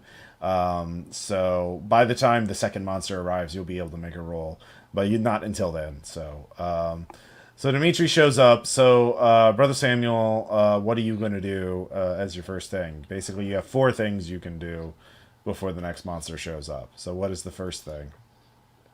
I think we want to visit the executive lounge to search for the assistant executives. Okay, so you're heading down to the executive lounge. Are you also going to the executive lounge, Kafka? Yeah, but on the way, I'm going to try to call the home office and get some info on demons. Okay. Is that a special move of yours? Yes, when I deal with the agency requesting help or gear, I can roll plus sharp. Okay, go ahead and do that then. Yeah, this was the weakest of the demons, so... Whew. Yeah, that's not good. Oh, shit, that's a 13. So I call and I'm like you. This is Agent Valentine. I'm requesting information on Demons of Christmas. The first one's nostalgia. That should help narrow it down. Oh, yes. We're watching it too. We're very invested in not having the world end. Having a television executive take over the world through a hellmouth, that's definitely not in our plans. Yes, we can give you... we have dossiers on both the remaining demons. And boy, they're both very bad. We don't know their weaknesses, but we do know what they can do.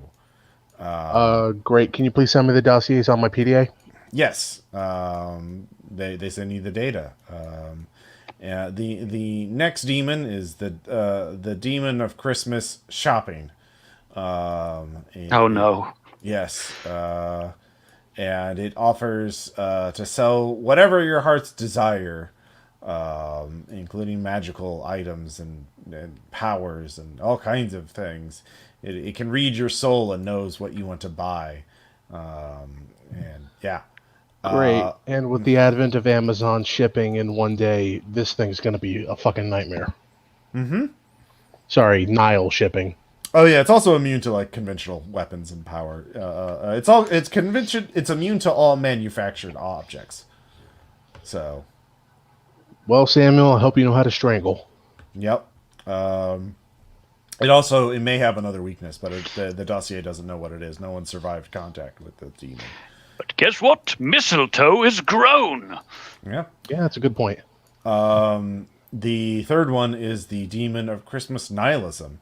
The dark bleakness and soul searching that the holidays can invoke in many people. I'm not gonna lie. Kafka, you may want to stay out of that one. Yeah. I'm not gonna lie. Earlier, I was gonna joke. Oh, the three Christmas demons: nostalgia, capitalism, and depression. Oh dear. Yep. It's never been defeated. No one knows if it even has a weakness. But yeah, it's really powerful and really, really dark. So yeah. But we do have some mail on our side, so we can just delay it. Yeah. That's gonna be the thing. That is so both of you get that. Now both of you have 3 actions left. At this point, Dimitri shows up at the studio because he didn't know you two were going to the executive lounge. You could have just sent a message to Kafka's PDA. Well, Kafka was reading the things, I'll say. So there's a thing. So Dimitri, you see the studio. You can't find out that they're going to the lounge. There are people there that are kind of hypnotized. So you can meet them next round. Okay. But there's also a coffin. I think in the meantime there is one thing I would like to do, which is start placing like series of wards to the demons as they approach us. Probably basically like reinforcing the wards that I have around the angel.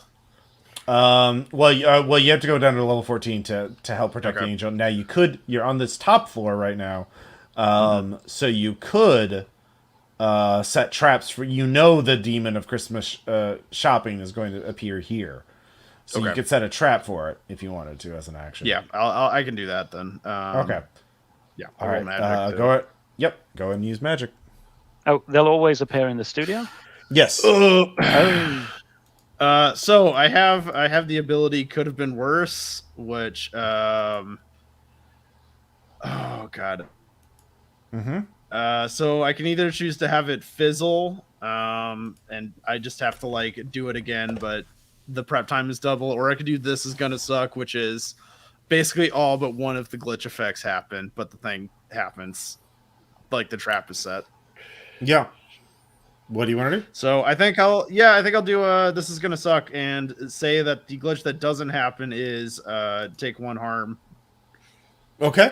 The effect is weakened. The effect is short duration. Immediate unwelcome attention and problematic side effect. Okay.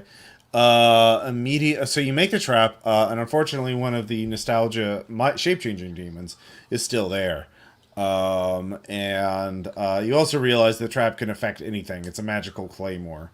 It's not specific to the demon, so it's weakened and duration, so it's going to be a speed bump, but it'll affect anything. So also you need to roll. What is it? Okay. Action under pressure. Go ahead and roll act under pressure. Yeah. Okay. Cool. Failed. All right, you take -2 forward. Oh god. Actually, no, you lose your next turn. So as I'm harried by the what are you nostalgic for? What is Dimitri? Oh, it's the glory days of the Soviet Union in the 80s, before that bastard Yeltsin ruined everything. Yeah. So I'm attacked by a Soviet realism portrait. Yeah. You're bathed in it, and it's hypnotizing you after you place the trap. So yeah, you're not going to be able to act unless the unity of workers in the state. Okay, so now just like when I was a boy, I always thought Stalin looked like a bear that you could hug. Samuel and Kafka, you come down to the lounge, and there is you recognize him. Blaine Kingsley is there. He is looking out over the city, drinking a martini, looking quite pleased with himself. a bit nervous, but he seems very surprised to see the two of you. So what are your actions, Brother Samuel? What are you gonna do? Ho, ho, ho! That's one demon down. Think we can go for 2 more, Kafka? God, I hope so. Okay. Anyway, Blaine, you didn't clear this with the Santa Claus Union. Forbes is displeased. All unions are going to be busted when I take over. I'm going to have an infinite legion of demons. They're all scabs. Nothing but scabs, as far as the eye can see. Everything will be contract work. Smart contracts. Crypto contracts. Yeah. So you'll just Yes. hire on whoever will come work for you, like Digby, Connery, and Teague? Well, you stay away from my assistants. I need them. They're not here. Ha! You'll never find them. Yeah. You can't mess with me. I'm protected. Well, that second, but yeah. You're Look, protected from harm. You're not protected from talking. And Well- I'll try to invoke magic to get him to tell me where Digby, okay. Connery, and Teague is. All right. Like, he is immune Because- to harm, right? Christmas immune is to all harm, about yes. sharing, and I want you to share with me the location of your men. Okay. All right, so that's a +2. Ugh, that's a 6. He resists, Yep. and I have to face the consequences unless we spend a luck. Let's see here. Yeah, I would say, if you don't spend a luck, you'll take 1 harm, ignore armor. Right, what do you guys say? I can take the harm. Like, All right. that's not a problem. All right, you just the demonic Ah! magic backlashes. Your nose bleeds. Yeah. Oh, my beard. It's supposed to be white. Yeah, a little bit of blood on there now. Kafka, what is your action? Okay, this is not an intent to do like harm on him or anything, as Samuel just kind of keeps him distracted. We can't hurt him. Mm-mm. I'm going to act under pressure to just walk up to him and start taking shit out of his pockets. Okay. Yeah. It doesn't protect him from petty theft. That's a 7, thank God. All right. Let's see here. All right. So, you do that. You grab his cell phone out, but he sees you as you grab the phone. Yeah, I'm not being subtle. I'm up in his face, just putting my hands in his pockets. Okay. He uses his Krav Maga class training to knee you in the chest. And he's by the window. You go through the window. He's pretty strong too. You didn't realize that, but you know, all that demonic energy juicing him up. So yeah, you've been kicked through a window. That is going to be 2 harm. Because that really fucking hurt, and you're going to be falling unless something happens real fucking quick. Yeah, or you can spend a luck and you grab it successfully. No, this is more interesting. Okay. All right, 2 harm, and you're been kicked through the window. So that takes that. So everyone has 2 actions left. Kafka! Yep, Dimitri, you can give me another act under pressure to see if you can break free, but you have a -2 this time. Sorry, I forgot I was muted. I'm giving Stalin a bouquet in his with several children. He looks so friendly, like you could hug him. I thought for a moment you said a bouquet made of several children. Like, what? No. It's full Soviet realism, children giving Stalin flowers and everything. That is a partial success to act under pressure. Okay. You realize what's happening to you, but knowing that something's happening to you doesn't mean it stops. Like, if you realize you've been poisoned, you're still poisoned. So you can you can act. You're still at a -2 or whatever you do. Use magic would be the thing to magically banish it. Yeah. Yeah. That'll be it. Yeah, I think I'm Or the other option is to get away, like leave the floor, which would be another. I'd allow you to do that for free, but you're not going to be there to fight the shopping when it appears, and you don't. Yeah, so. So I think I would like to. So I can borrow place or portal to a specific to a type of creature. So I would like to try to create a. As I'm going to give Stalin his bouquet, I like a circle of room, like a magic circle, appears below me, and I banish the nostalgia demon from this room, from this floor. Use magic with a -2. Okay. Barring demons and using the barring spell is I get a bonus for, so okay. +1. That is a. I think I'm gonna borrow. Is it all right if I borrow a point of luck to allow this to happen so that it can do it? Yeah, that's up to you. If you want to do it, you do it. Other players can weigh in, but I'll just say you do it. Yeah. That's 2 points were spent. Yep. So yeah, you banish the shit out of them. You don't take any anything. So you manage to do that as your action. Good job. So back at the executive lounge, Brother Samuel. So there's a pool of 5 luck, right? Yeah, it's 5 luck left. The Kafka has the phone, but has been kicked out the window. What are you going to do? Who are you asking, Kafka or me? You first. Shouldn't we go to Garth, since it's been a while since he... Garth is researching right now. He'll make the roll at the end of this. He has been watching that. There's only you only have 2 actions left. The clock is ticking. So it's this action and then one more, and then Garth will get to make his roll about the research, the secret weakness of the ritual. Samuel. Yes. Well, by the end of this, you'll come to know the meaning of the true meaning of Christmas. And I'll try to essentially reconnect with Kafka, since she went out the window. I have to find her.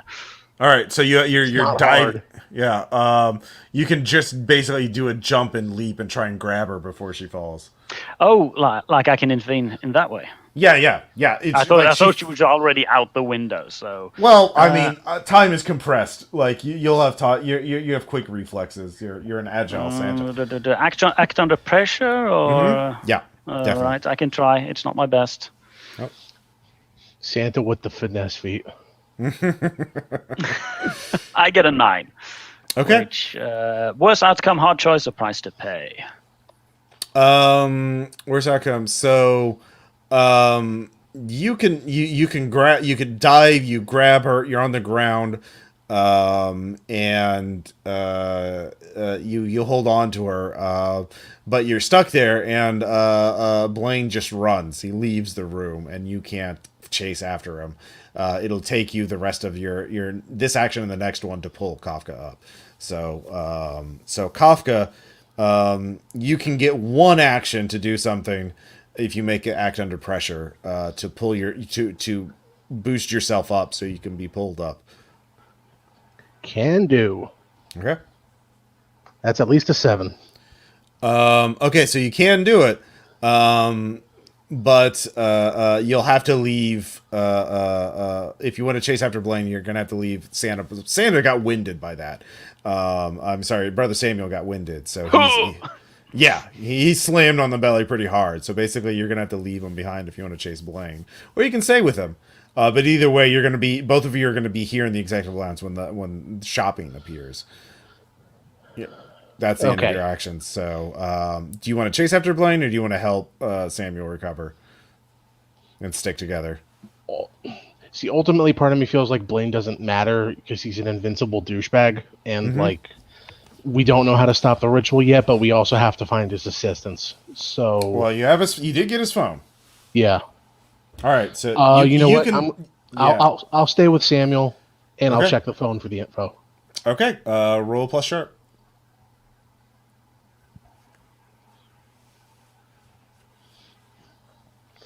That's a 10.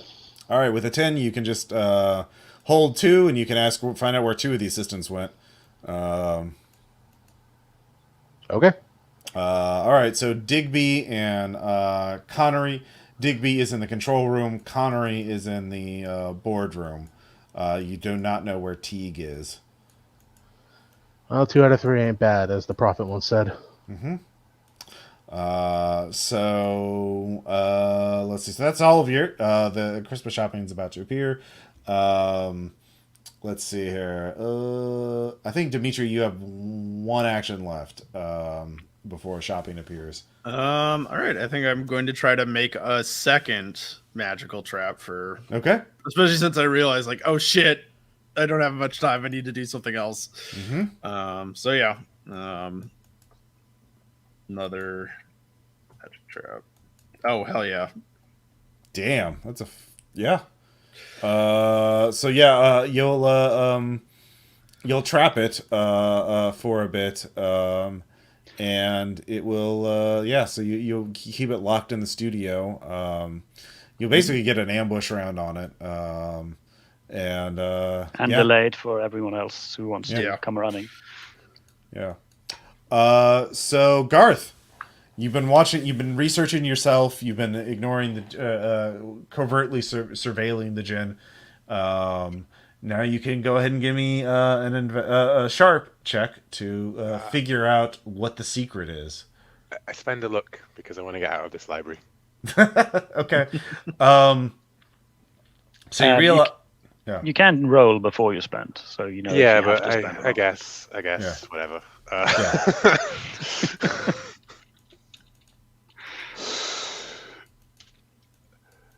It's a 10. I don't know. No, it did. It rolled a 6 plus 1, so yeah. Yeah. So that's as good as a look, anyways. You're right. Yeah. So you don't have to spend the luck. What you figure out is nihilism is really powerful, and you're not going to be able to stop it. It's immune to all forms of harm. The only way to stop nihilism is through symbolic acts of defiance and hope, of holiday cheer. So basically, you're going to have to prepare, and the more people you can get involved, the better.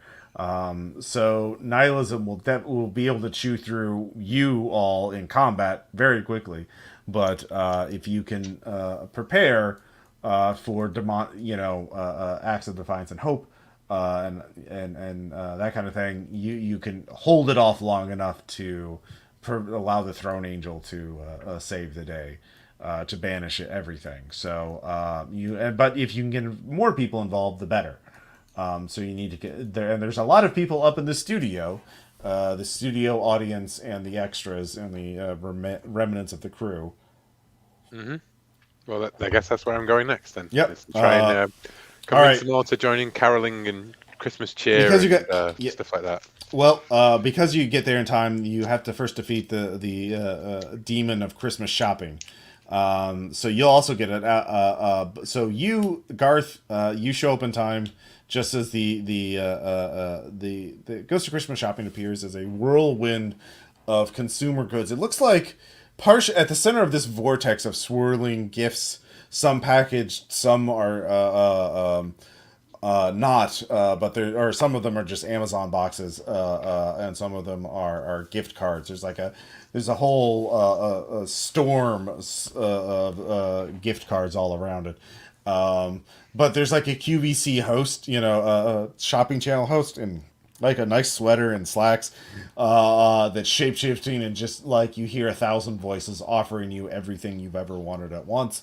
And it's quite confusing. So Garth, because of Dimitri's actions to stun it, you get to both take an ambush action on it. So it cannot be, both of you know they cannot be harmed by manufactured items. So Yeah. What are you going to do, Garth? I would like to look around me for. Is there a move for this? Maybe. I think maybe this is. Well, I don't know if I need to roll it, but I'd like to look around me for like, there's all Christmas set dressing and everything. If there's like reindeer, perhaps they have real antlers like on the prop reindeers, and I want to grab one of those. Very good. Yeah. And rush at it, yelling, "Buy my book!" You know what? I'm just gonna say there. There's actually there's a couple actually live reindeer. You could roll. Yeah, entirely. You could do mounted combat. Yeah. Of course. Yeah. All right. So roll tough. Yeah, kick some ass.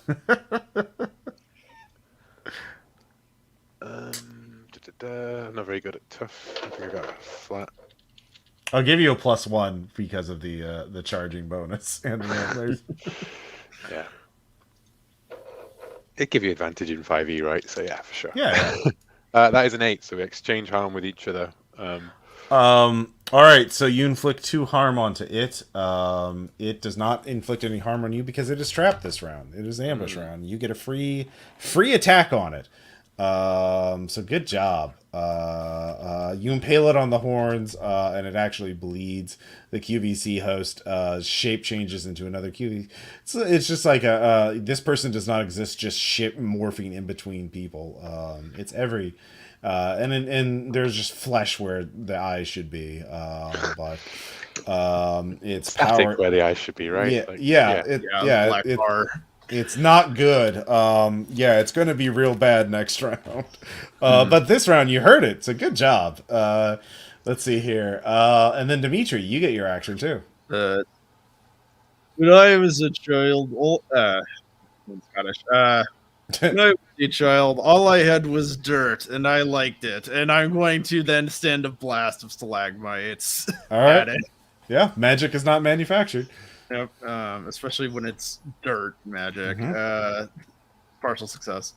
All right, with is that so? That's you get to use. Yeah. Let's kick some ass. All right. Yep. How much damage does that do? So that's 2 harm, also forceful and restraining. Okay. It is forceful and restraining. So it will not be able to make physical attacks against you this round. But guess what? It has other moves. No. Yep. It's fine. So now we're in combat proper. Let's see here. We'll go back. Samuel and Kafka. The entire building shudders. You feel an evil darkness erupting above you. You realize the demon of Christmas shopping has manifested. Battle. You're sure your comrades are fighting it upstairs. You're on, I think, floor 30. So if you both jump in the elevator, you can get there. You know where 2 of the assistants are. You can split up if you want. You have no idea where Blaine is now. Kafka, what are the 2 of you thinking, or what are you thinking at least? I say you should drop me off on floor 30. You should. I'm not sure where the others are. They may be already fighting the demon, but you should try to get up there and try to help them out, or just hold while you can. But drop me off at the control room. They've probably got the Wi-Fi there. If we knock out the Wi-Fi, that might hurt the demon. You're right. Cleverly thought, Kafka. Let's do that. Okay. All right. So Kafka, you get to the floor. Next round, you'll be able to get in the control room. And Samuel, you head up to the next round. You'll be in the studio. So you 2 are just moving. So back to combat. Let's see here. Garth. The creature has broken free of it. It is broken free of the magical trap. The earth is restraining its body, but it has ranged attacks, and it has you start hearing 1,000 siren voices offering you such wonderful things. Garth, it is offering you, if you act now, get a new book contract and a guaranteed New York Times best-selling book. Don't you want respectability and lectures and a social media account with millions of followers? You'll beat out those hacks like Kuntz and King. You'll be number one. How dare you suggest that I'm not number one already? Oh, we know you're mid-list at best. You make a living at it, but it's not like you don't have a mansion. Yeah, you're not sold in airports around the world. All great visionaries, denied in their own lifetime, etc. Yeah. Impenetrable arrogance. Yeah, roll cool. It is using its special move. 2d6 plus 1. That's a 6.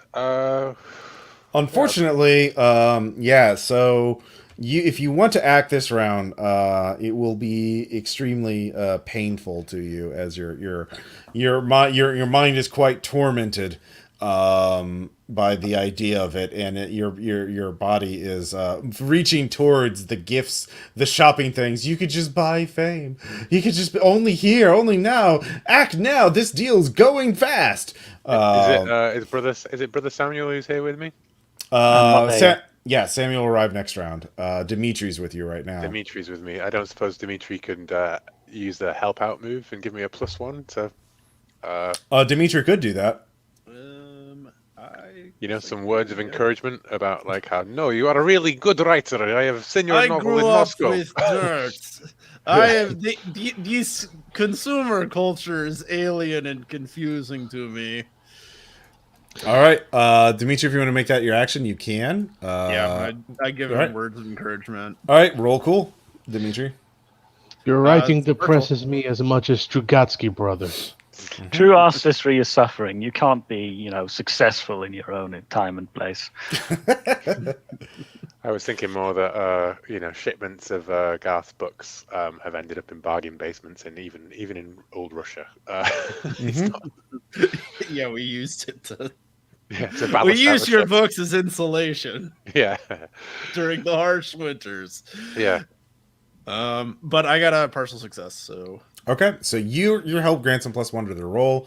So Garth, you're able to resist it. Now let's see what happens on resist. Let's see here. Either you are unaffected and learn nothing on how to resist this. So yeah, you can act normally, Garth. However, Dimitri, you'll also have to make it cool because you are being. We have designer dirt. And Soviet posters for sale. Yes, they have something for everyone. Yeah. Oh man. So many books for wall insulation. All right. Oh man. So I guess it's Dimitri, you need to roll cool to resist the siren song of chopping. Also partial. All right, so you're able to resist it this round, but you don't figure out about any way to. If you roll a 10 or better, you'll learn a better way to fight the shopping monster. And that was your action because you were helping him, so you don't get to do anything. But Garth, you can act. So you could just have the kick the reindeer to run back and do another charge, or you can do something else. Yeah, I mean, I definitely kick the reindeer into another charge. And so that will be plus 2d6 plus 0. That's a 7. All right, so you inflict 2 harm to it, and it inflicts 1 harm as a storm of sharp gift cards shreds you for 1 harm. And nicks and cuts you quite badly in several places. So even though it is restrained and cannot use its heavy weapons or its stronger attacks, it can still use its ranged attack. Yeah, you think this is the first paper cut I've ever had? Oh, these are they're paper cuts, but with plastic cards, which hurt a lot more. And you don't. Oh, I know. Yeah, it's got banter though. Yeah, you're cut in the face with an Applebee's card. It's just awful.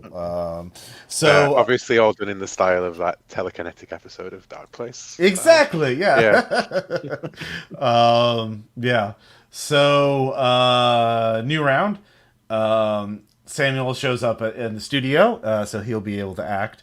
And Kafka shows up in the control room. And I think, which assistant did I say was there? I think Digby? Yeah. Digby is there. Yeah, a very yuppie-looking young person in his 20s. He looks very, very, very anxious and tense. He's not like what he's seeing on the studio monitors. I think he doesn't notice you. So,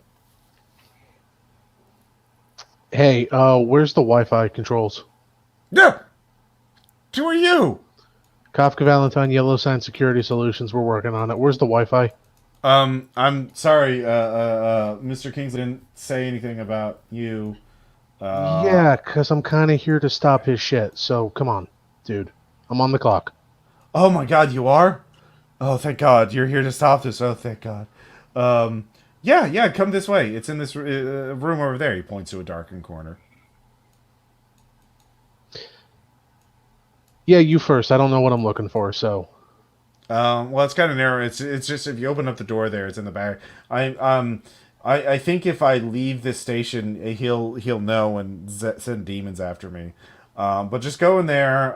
It's in the back of the closet there, the little tech support closet.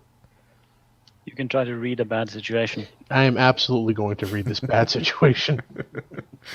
Also, I'm not going into the monster closet without a hand on my gun. Is this the evil one or the coward one? Yeah, so this is a 12. Okay. What do you want to ask? Read a bad situation. Yeah, are there any dangers I haven't noticed? Yeah, there's someone else in the room. You can kind of sense their presence now.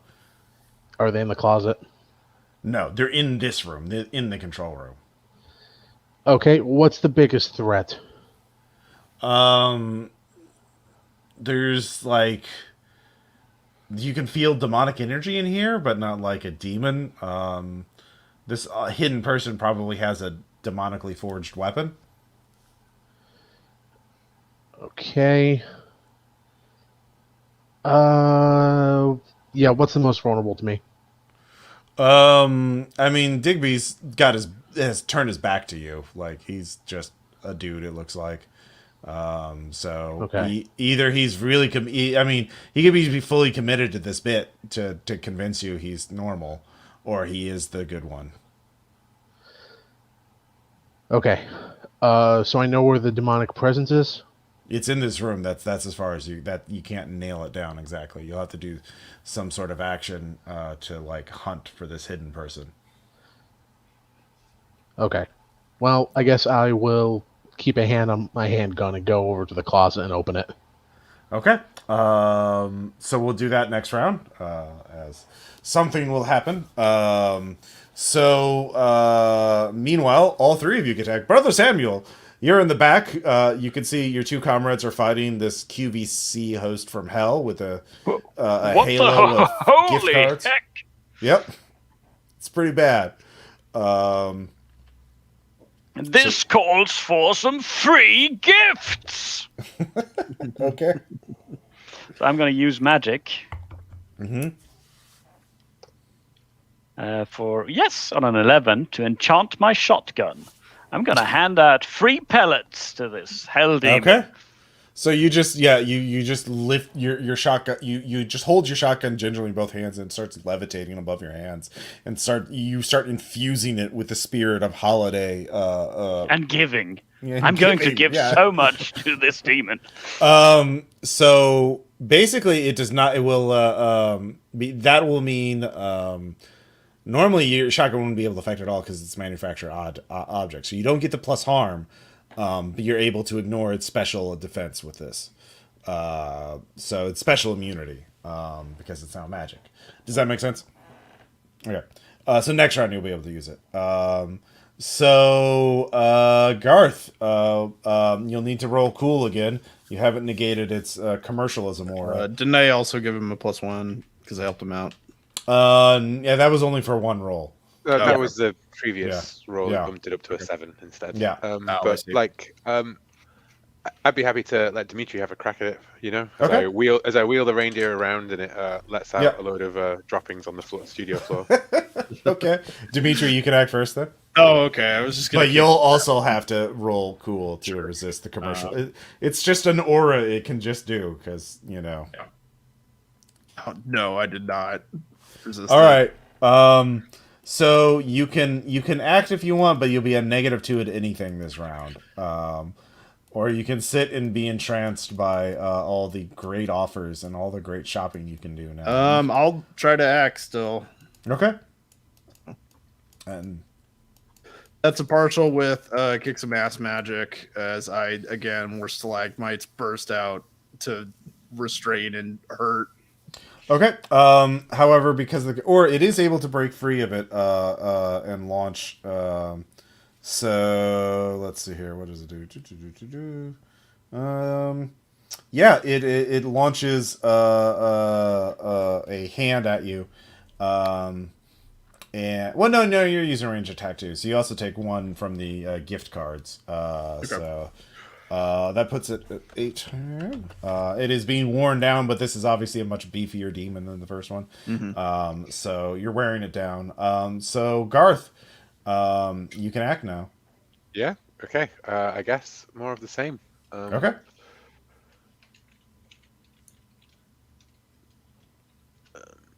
That's a 7, a mixed success again. Okay. So yeah, you're tearing into it, but it is tearing into you as well with the gift cards, and it breaks free this round. It'll be able to use its hands next round, which will be a lot worse, as it will be able to sink its claws into you, quite literally, and with its easy layaway plan.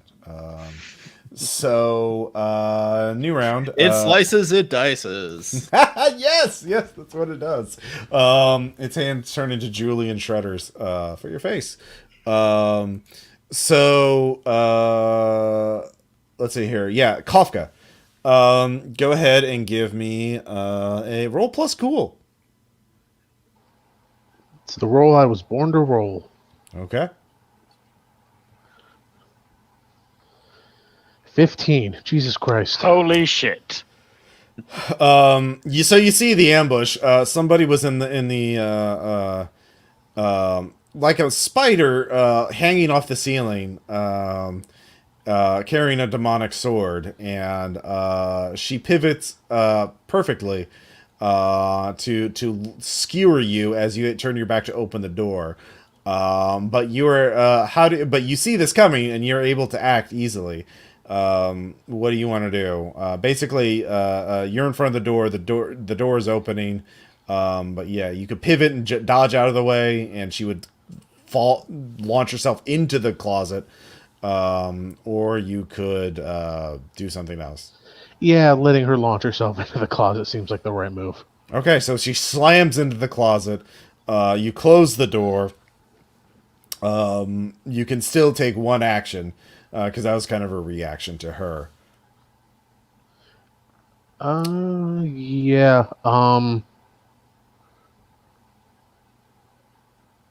Can I just grab something heavy and just throw it in front of the door? Sure, that'll buy some time. But yeah, pretty soon the door, the sword cuts through, cuts a hole in the door. You take a cabinet full of very expensive equipment and shove it in front of there. That'll buy you some time. But that's all you're able to do this round, as you saw the ambush. Yay! How is Digby reacting to this? Digby is manning the station. He's really scared of his boss. But he is obviously not the evil one. He really wants help, but yeah. He will help you as much as he can. But yeah, he is just watching this with fear in his eyes. Meanwhile, back in the studio, Samuel, you can go and use your magically enchanted shotgun to tear a big hole in this thing. Samuel? A big hole, you say? As I just walk up and blast several big holes in it with the shotgun. All right, go ahead and roll. Take this and this free of charge. 11. 11. All right, if you roll, I'll just say if you inflict additional harm, you will be able to put it down. Then I'll do that. Yep. Because it had 14 and it was at 10, and you can inflict 14 on it, or 4 because shotgun does 3 plus 1, and it goes down. As it is very confused. I thought I was immune to shotguns. Not if they're free. Damn you! It could have also been defeated if any of you made your rolls to analyze it or anything like that. It could be defeated by handcrafting gifts that reject commercialism. So things that are Like magic dirt. Yeah. If you had freely given it things that were handmade, it would have grievously wounded it. But it doesn't matter. It turns out reindeer antlers and magic shotguns are also a way to kill it. This is America. Come on. Yeah, it's true. So you have a bit of time before your next nihilism appears. So we'll just go next with Dimitri. So you say we have to make cheer to defeat nihilism? Well, it's cheer in context. So, someone from your country, say, expressing goodwill in their own way. How would you wish someone a happy holiday, Dimitri? Surviving the winter. Yes, this is good. So I'll give each of you like an idea. There are also a lot of people that are just watching and stunned, like they don't know what the fuck is going on. So, Brother Samuel, obviously, there are actually kids in the audience too. If you set up like a meet Santa kind of thing, that would probably inflict some harm upon nihilism. Let's see, Dimitri, you could get people to sing a Russian folk song. There are some singers in the extras. Garth, what says Christmas cheer and defiance and hope against the darkness of the holidays to you?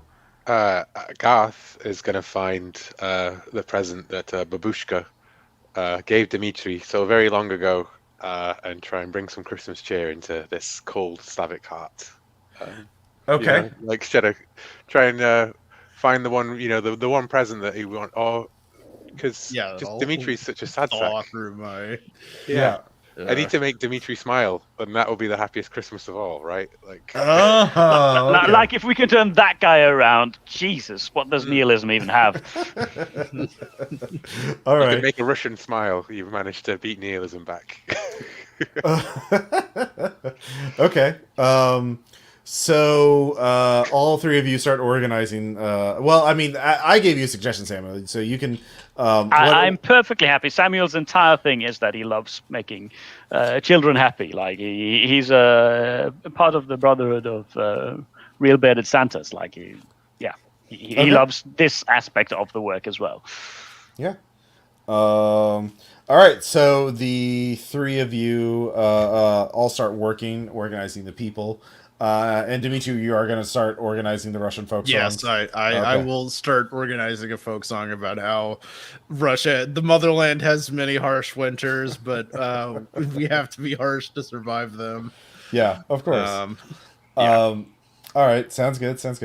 So all three of you, we'll as there's a very, very heartwarming montage of the three of you working with the crowds and organizing things, and ignore the dead demon corpses and splattered viscera and the coffin over there, oozing demonic energy. Don't worry about that. Let's worry about Christmas. That's for the cleanup crew to take care of.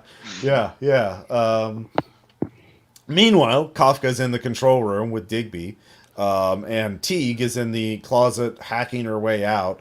There's not a lot. Yeah, she is not out. She's just trapped temporarily. So, Kafka, what are you going to do about that? Probably start shooting if Okay. that's the evil one.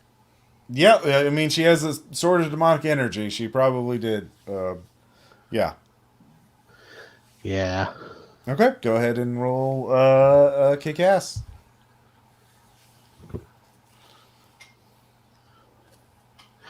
That's an 11 actually. Okay. So, how much damage does that do? I think I'm actually using my hand. I said I was using my handgun, so that is 2 harm, close, loud. So now Digby gets to hear me start shooting. Digby is just cowered over, hands on his ears. He is terrified of what's happening. So you shoot Teague. She takes several wounds. You don't take any harm back because she used her harm to break open the barrier. So she's now in melee range with you or charging you. So you can attack again, but this time you'll take harm if you shoot again. Yeah. And she's got a big old evil sword. But she is human, so she doesn't have probably a lot of health left. But you're not sure exactly. It would probably reflect badly if I caused unnecessary deaths. You could try and disarm her as your kick-ass. Yeah, we're gonna try to disarm her. Okay. Basically forcing her into the position you want instead of inflicting harm. That would be kicking ass, right? Yes. Yep. Okay. God damn it, that's a 10. All right. You are the professional. So you don't inflict any harm on her, and she doesn't inflict any harm on you, but you do grab the sword and wrest it away from her, and you knock her down. Now give me cool to resist possession. Or actually, you could use weird. You could use magic to try and banish it. It's a contest of wills. Yeah. I hate to say, I don't want to banish this thing. That's somebody else's problem. Okay. Yeah, then just cool to resist it. That is a 6. I think luck. Yeah, do you want to spend some luck? Do I want to spend luck? Got 5 points of luck. Yeah, I'll spend a point of luck. All right. You managed to resist it. What are you going to do with it? It's like holding a hot iron, though. It really hurts.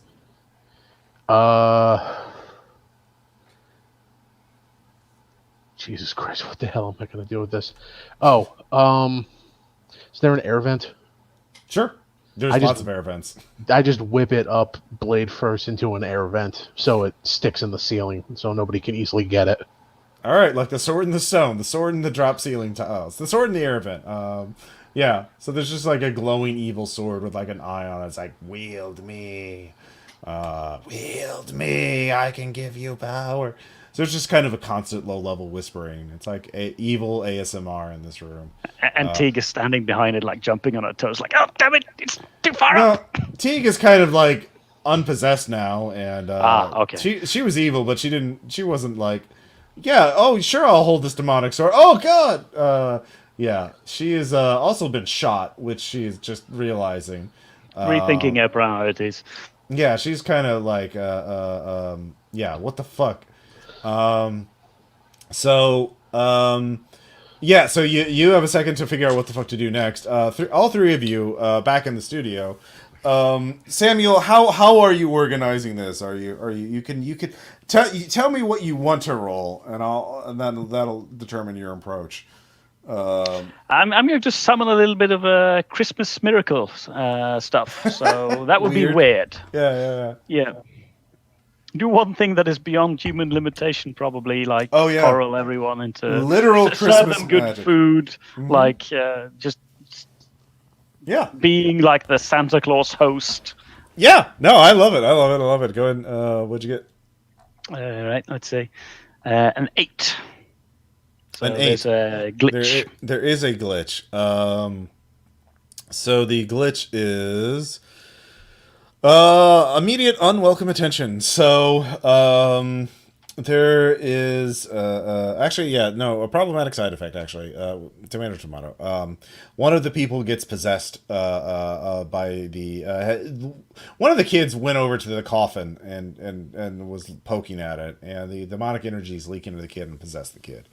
So the magic.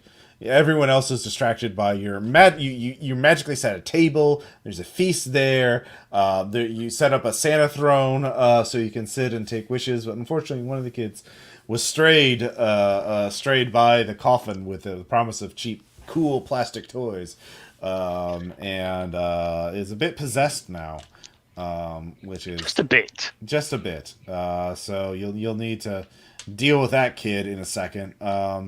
But meanwhile, as all this is going, Dimitri, how are you setting up the folk singing song? You can tell me what approach you want to use.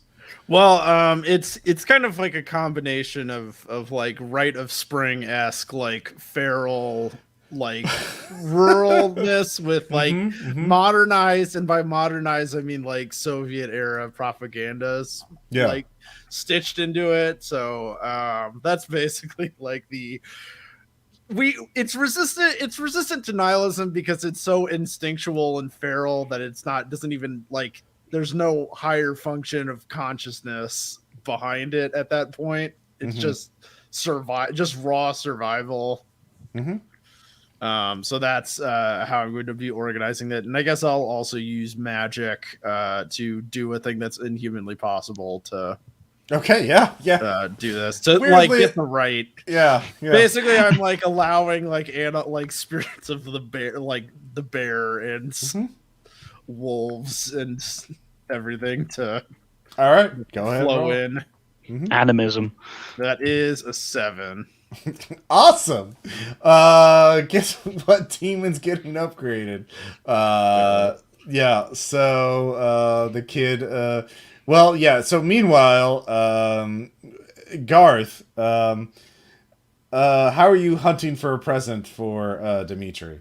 Well, I think it's building off, Dimitri's singing his old Russian songs of his past and his Christmas's past, and I just bring, the vodka that I found in that cleaning closet, so the janitor's vodka, and the smell of that brings Dimitri back to his. The hope is that the smell of that will bring Dimitri back to his hearth in Russia, and the Christmas is past, and remind him of Babushka singing the same songs to him. All right. Garth Also joins in singing feral Rite of Spring songs. Yes, exactly. Yeah. All right. Yeah, Garth. And I think maybe I've got like the cameramen and stuff to like close film like kind of the whole Scrooge like and the Here Tonight kind of thing. Roll charm. Yeah. I'm good at charm, so hopefully. A 7. I'm gonna spend a luck to bump that all the way up to a 10+ because I really. All right. Yeah. It's a very the cameramen get in. It's going to be super successful. In fact, all your shit is working really well. You all together as the three of you realize now you've all sort of synced up as all of these montages have been going on at the same time. It's going perfectly except for just one small problem, which is a hulking out demonically possessed kid. So there's just this one small little problem. You just got to deal with this kid. So the three of you look at the kid and you're like, dang it. Of course, there's got to be a complication. So, meanwhile, Kafka, you've taken control of the situation. You've dealt with a sword. You can see on the monitors that the three of your three allies are setting up to shove a bunch of Christmas cheer down the throat of nihilism. But they need to do it. They need to get rid of that demonically possessed kid soon. Or the nihilism will be able to use that to, well, it probably won't be good. So what are you going to do? Right. So I look at Digby. So are you the helpful assistant? Yeah. I would like to say I'm the one with the sense of conscience. Like I think this is bad. Okay, so you're trying to change the system from within. Got it.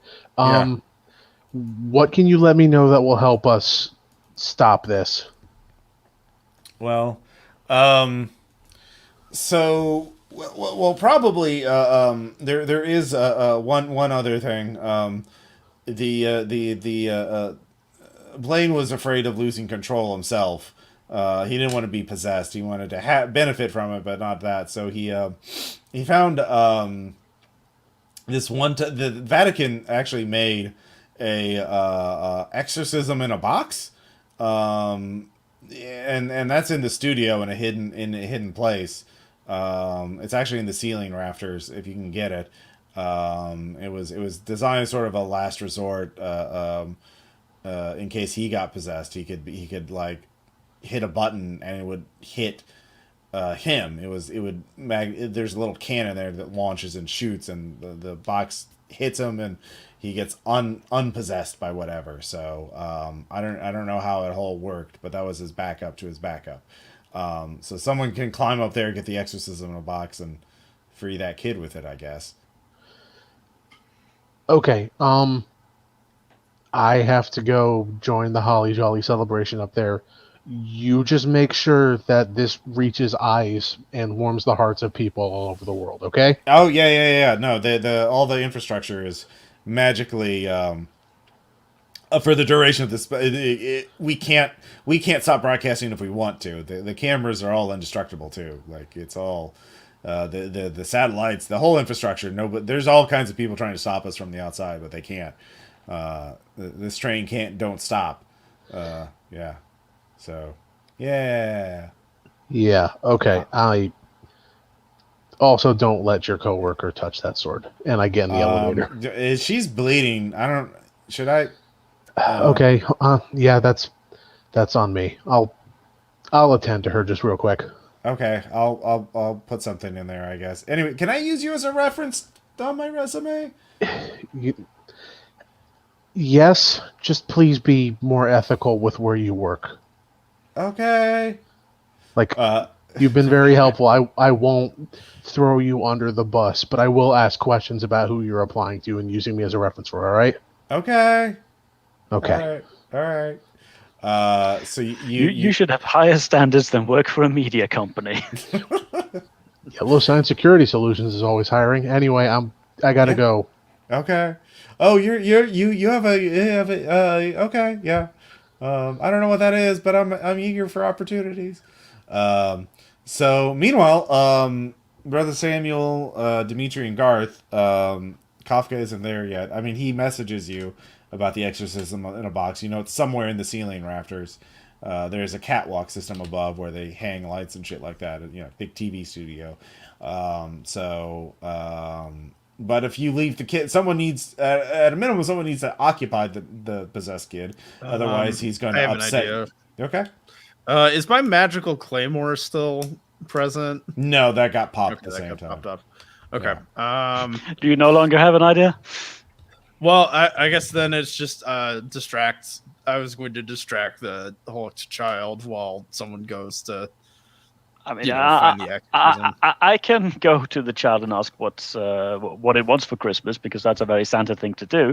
Yeah. Or I can go and search for hidden surprise gifts, which is also a very Santa thing to do. Mm-hmm. I think Santa dealing with the demonic child is yes, the most that's Christmassy a moment of all. All right. Well. All right. So, young one, what do you want for Christmas then? All right. Roll charm. See if your Santa-ness can defeat his demonicness. Definitely not. Yeah, you take 3 harm as he slams you with unholy strength and knocks you across the studio. That really fucking hurt. That kid is really fucking strong because somebody upgraded him with wild magic. So yeah, that you take 2 harm because you have armor. But yeah, that really fucking hurt. But the kid is focused on you now, so that's good. He's not gonna. The folk singers and the Christmas scenes are all set up, and the camera crews are all working, so he hasn't disturbed the crowds of people yet.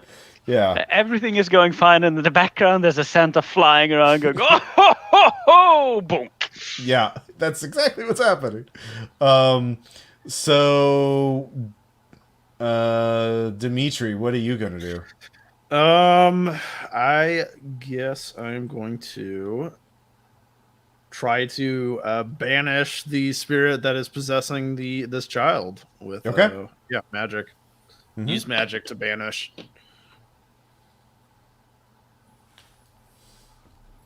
That is a 7. So you weaken it. Unfortunately, because it's upgraded, it immediately comes back.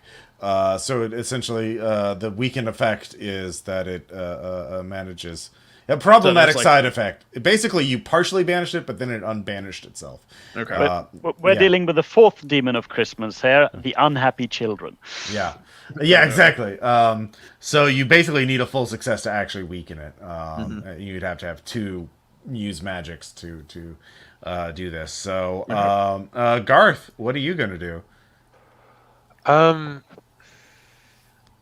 You could climb. There is a ladder leading up to the catwalks you could take to get you up, and so you could start searching for the exorcism in a box if you wanted to. Or you can do something else. The exorcism in a box. Okay.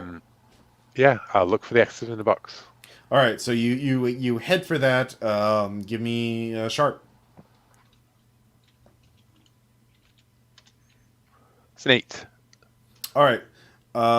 So with that, you see it. There is it looks like a large, oversized slingshot on a little mechanism that can pivot. So and there's like some sort of sensor network, and it is a little gift box, but there's like Latin written on it, like in little Warhammer style, little wax pendants and seals on it. It smells faintly of incense.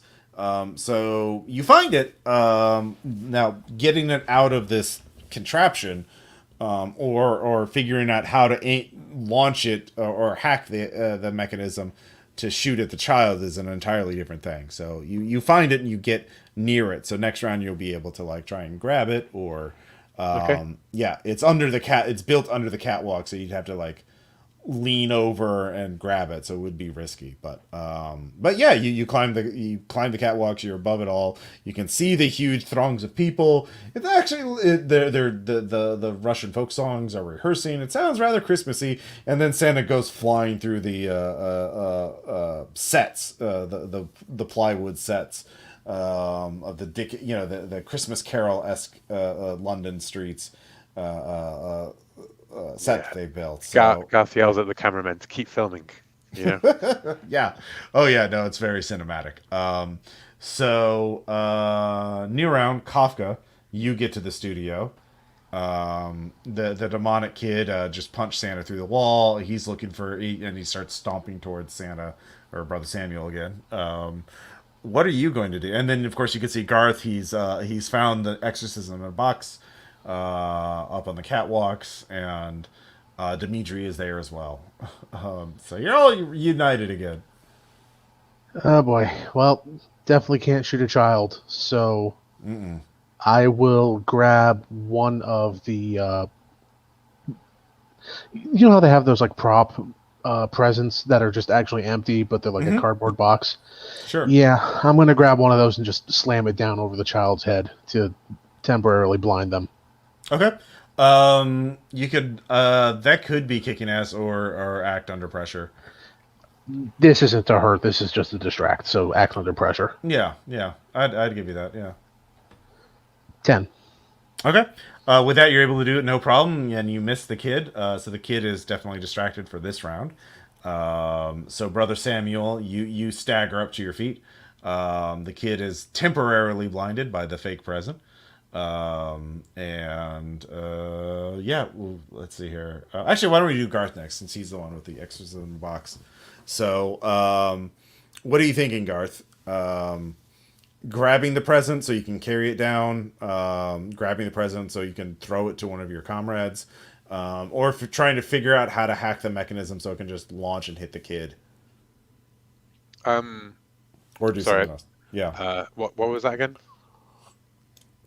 Where you're on the catwalks right above, and the mechanism, the slingshot mechanism for the exorcism box is right below you, welded right beneath the catwalk. So you'd have to act under pressure to like pull it out safely, So yeah, I'll do that. All right.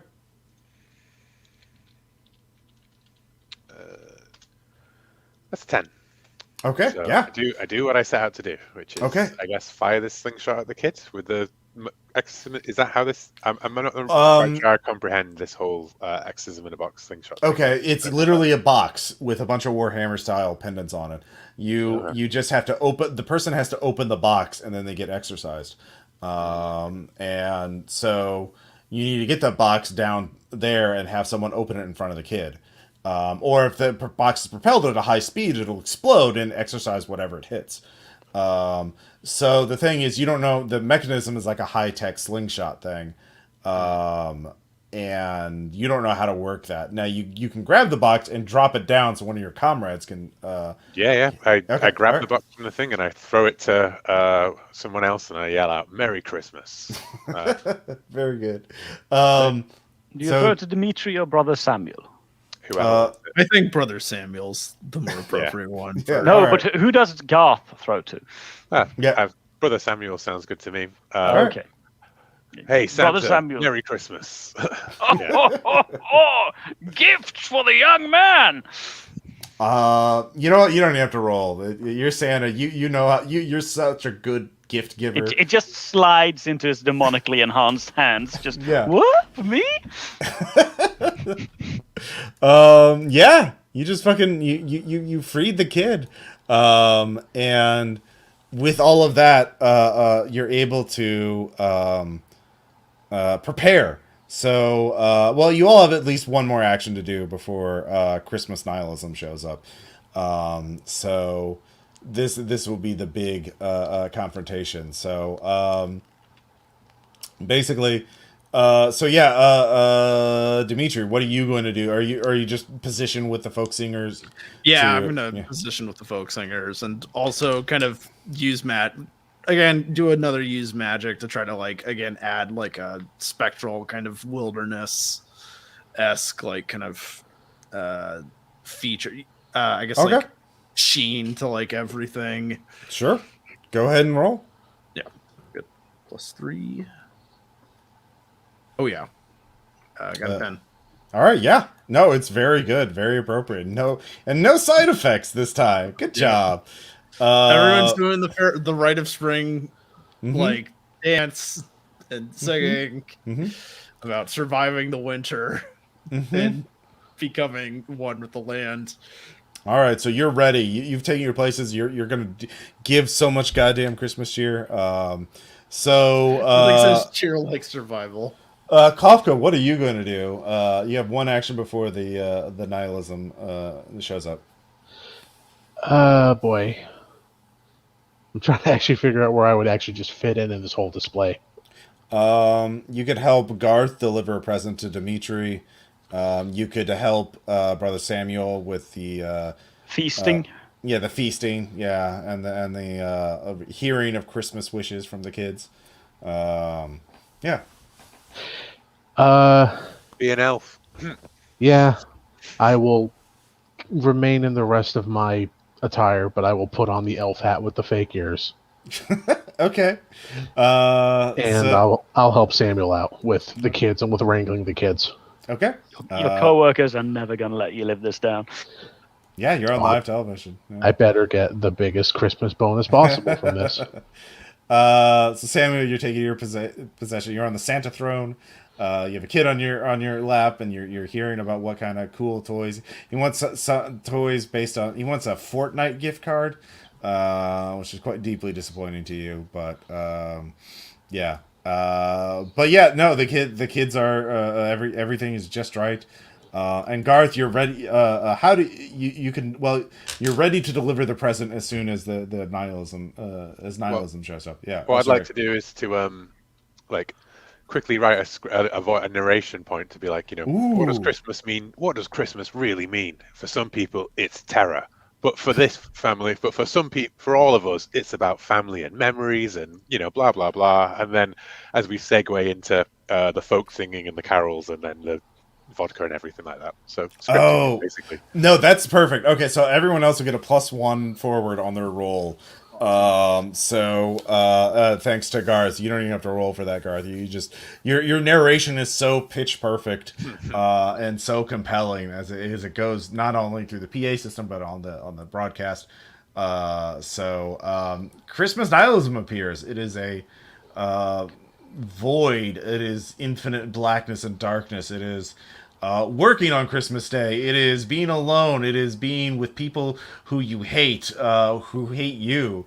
It is tradition strangling you. It is everything wrong and awful about the holidays. Dealing with toxic family, dealing with strangers, dealing with travel, dealing with the weather, everything. It makes you want. It's just everything that makes you give up and just lay down and die and just. And it is all these things at once, and it is just tidal wave of darkness filling you. But all of you try to hold it back long enough for the throne angel to fill it back. So who wants to take their stand? Each of you. Garth. Yeah, each of you will get an action. No, all of you will get the other three of you will get a +1 thanks to Garth on your roll. So basically, we need 4 successful rolls, and if you get a partial, you could just take some sort of consequence for it, and you'll be able to hold it off long enough. So, who wants to make their stand first? Brother Samuel will rise and invite nihilism to the table for a feast.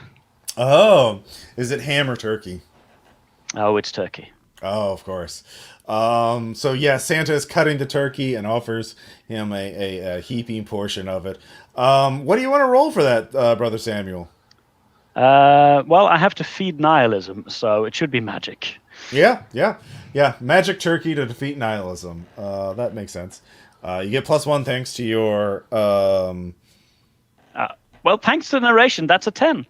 All right, yeah. Thanks to the narration, the pitch perfect narration, that is a 10. Nihilism is staggered. This is a good holiday feast, not a toxic, soul draining feast. No one brings up stupid shit that they read on Facebook. No one brings up bad family history. No one drinks too much. It's perfect. The food is actually good. The turkey isn't dry. They were too damn good at screening the guests. Yeah. The nihilism shudders, and the infinite void is now a tangible. It's like a darkness you can actually perceive. It's like Vanta Black or whatever. Who wants to go next? I would like to go. Dimitri would like to go first, right, as he has the folk carolers behind him. Mm-hmm. And he basically takes off his jacket and is basically just wearing pants, and as he wades into the void, because he has the strength of the earth and the tradition, and the thing about nihilism is that it requires a level of privilege to be able to even experience it. So this is just about the sheer joy the sheer primal joy of weathering the harsh reality of nature and surviving and even thriving. All right. He walks in, I'm gonna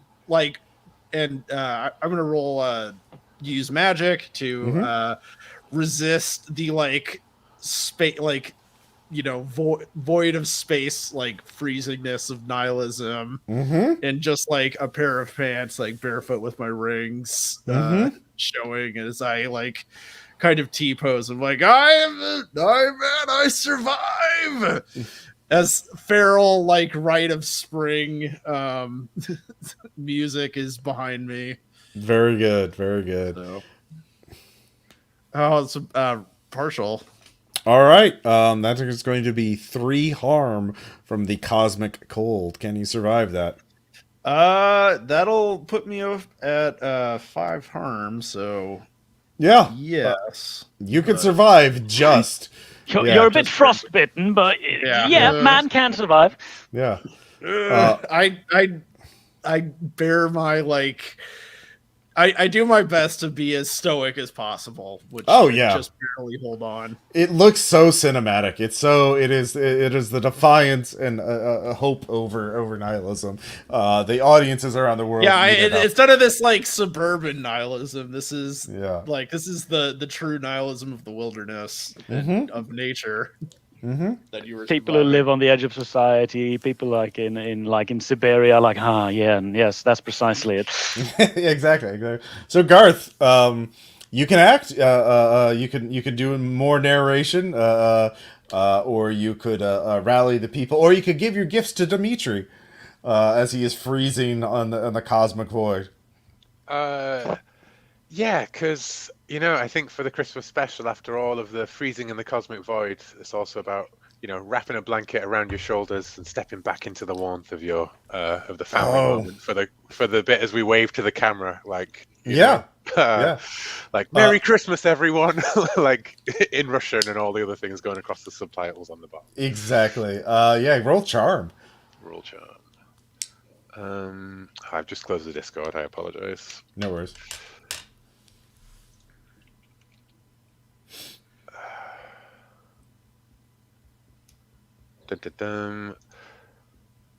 Dice rolling. Here we go. 2d6 plus 2. 6. I'm gonna spend a look on that one. Yep. Makes sense. With that, you're able, as Dimitri is freezing, he finishes his song. He's on his knees. You come in with a blanket, the vodka, and just we're not alone no matter how alone we think we are, we aren't. I hug Garth and then start downing the vodka. Yeah. Yeah. God bless If there are us, tear, everyone. you wipe them too quickly for anyone to see. Yeah, no, they froze in place, so it just looks like the part of the frostbite. So what words of wisdom do we have from Garth then? Oh, just all the generic, Christmas cards kind of stuff. Okay, it's very good. Your sales are going to be tripled from this for sure. As people, oh man, I really want to read from this guy. He sounds really wise and knows about life. Even if he does write horror stuff, I bet it's really meaningful. Do you read Garth Marenghi? Yeah. And finally, Kafka. You're the elf. You need to. You're the comic relief. Apparently, you need to deliver a comic relief stinger or something. I don't know. How does this special end? Oh, I know what I'm doing for this. Okay. I assemble the children. Okay. And I sit down with the kids and I'm like, all right, now, Christmas is a very important holiday because it is about giving and it's about getting, but it's more about giving than getting. So, kids, this is your big chance on TV. I want you to tell me what you would like someone you love in your life to get this Christmas or the upcoming New Year. What would give them hope for the future? Aww. The answers are very heart. Well, let's see how heartfelt they are. What do you want to roll for? Premium Fortnite skin. I don't know. This is either charm or act under pressure because they're children, but also act under pressure would be cheating. So yeah, definitely charm. You gotta. Okay. Bedside I got manner. that +1. Yeah. Wow. Got that.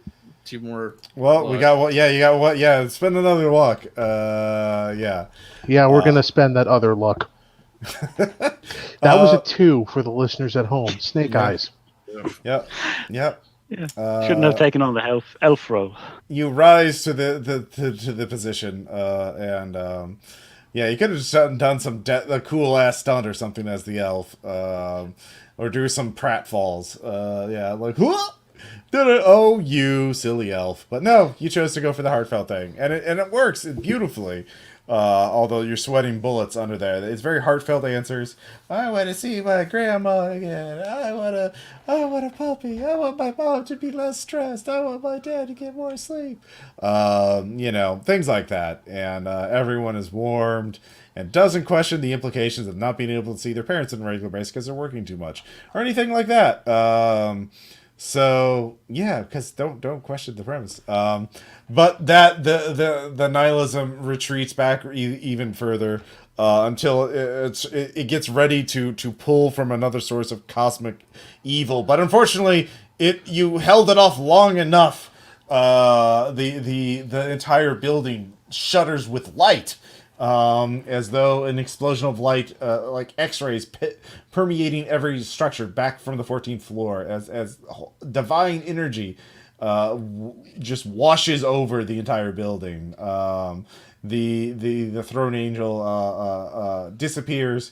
But the counter ritual has been completed. The hellmouth has been closed. All the demonic presence has ended, and all of you are left there. And with the demonic energies ended, the broadcast immediately ends, as the authorities have been trying in vain for hours to shut this off. But yeah, and they're just able to. No one knows what happens to Blaine Kingsley. Well, Wait. oh yeah. Be somewhere where you are needed just in time. Fortunes. Oh, Brother Samuel is going to save Blaine Oh, okay. from his doom and demise as this ritual fails. Okay. So yeah, you save him just in time for him to get arrested because he interfered with he embezzled from the company. He misused company assets. He'll go to prison for a long time because he caused a corporation to lose a lot of money. But he doesn't go to hell, which Yeah. is, an unhappy ending to a Christmas story. Yeah. But this should be Yeah. a happy ending. Yeah, Yep. He should get his just reward. Yeah, he goes to federal prison because the FCC is very mad at him. You've been a very bad boy, Yep. but you could be a good one in the future. Yep. He is immediately begins trying to redeem himself. Well, he's in prison. He can't actually do that much plugging. So yeah, he'll come back eventually. He does what George Bluth does, only sincere. Yeah, exactly. But yeah, you've all saved Christmas. Everyone just thinks you're an actor, so you're able to blend back into your normal activities. You look familiar. You do. All of you get a lot of. You do look familiar. Are you? Have I seen you before? Brother Samuel does have like a benefit there in that. Oh yeah. He looks like Santa. Yeah, that's pretty easy. Yeah, Dimitri. How does Dimitri spend the rest of Christmas though? I mean, Dimitri spends it by going to his tiny apartment that Aw. is filled with, but it's tiny in the sense in that it is cozy, not like not cramped. And yeah, he's going to just relax by the fire. He's got a kind of a stove, and well, he can use magic to like make it so that it's like an actual hearth, like wood burning hearth, and not have to worry about CO2 or anything. So Yeah, nice. I just like relax by the fire. After a long day of saving the world, Kafka. And smoke a cigarette. Nice. Yeah, I spend the cab trip back to the airport just calling a lot of friends and family, actually giving them updates on my life and stuff like that, and just being like, you know what, something came up at work, but it's been handled by somebody else. So yeah, I think I am going to be able to make it this year. Oh. And finally, Garth, narrate us out as you are on the rooftop playing your saxophone, I imagine. Yeah, I was just going to have everybody receives it all cuts through all of them getting a knock on the door, and they all get received from an elf dress courier a gift wrap present, and it's Garth's latest book, signed personally with a Merry Christmas on it. Oh, yep. Yeah, the Slasher 6 back again. So yeah, that was a very special Christmas special from Hell. Question, comments, suggestions. I hope you all enjoyed it. Yeah, I had a lot of fun. Yeah, it was very good. When I got the idea for this character, it was just like, no, I have to do this. Oh, I just have to do this. Very, very appropriate character for this holiday one shot. Have you seen the Creep Show Christmas special on Shudder? I haven't seen that. No. Yeah, there is like an army of Santas in that. Oh, nice. I'll have to check that out. I need to catch up with Shudder. I haven't watched it in a bit. Cool. Well, that's all. Thank you all so much for supporting the RPPR Patreon. And I'll try and get after our set very soon. I've been editing it. So it'll come out this week for sure. I've just been a bit behind, but anyways, we'll talk No to you stress. later. It's the season. Yeah. Take what time you need. All right. Yeah. Bye. All right. Bye, guys. Bye. Ugh.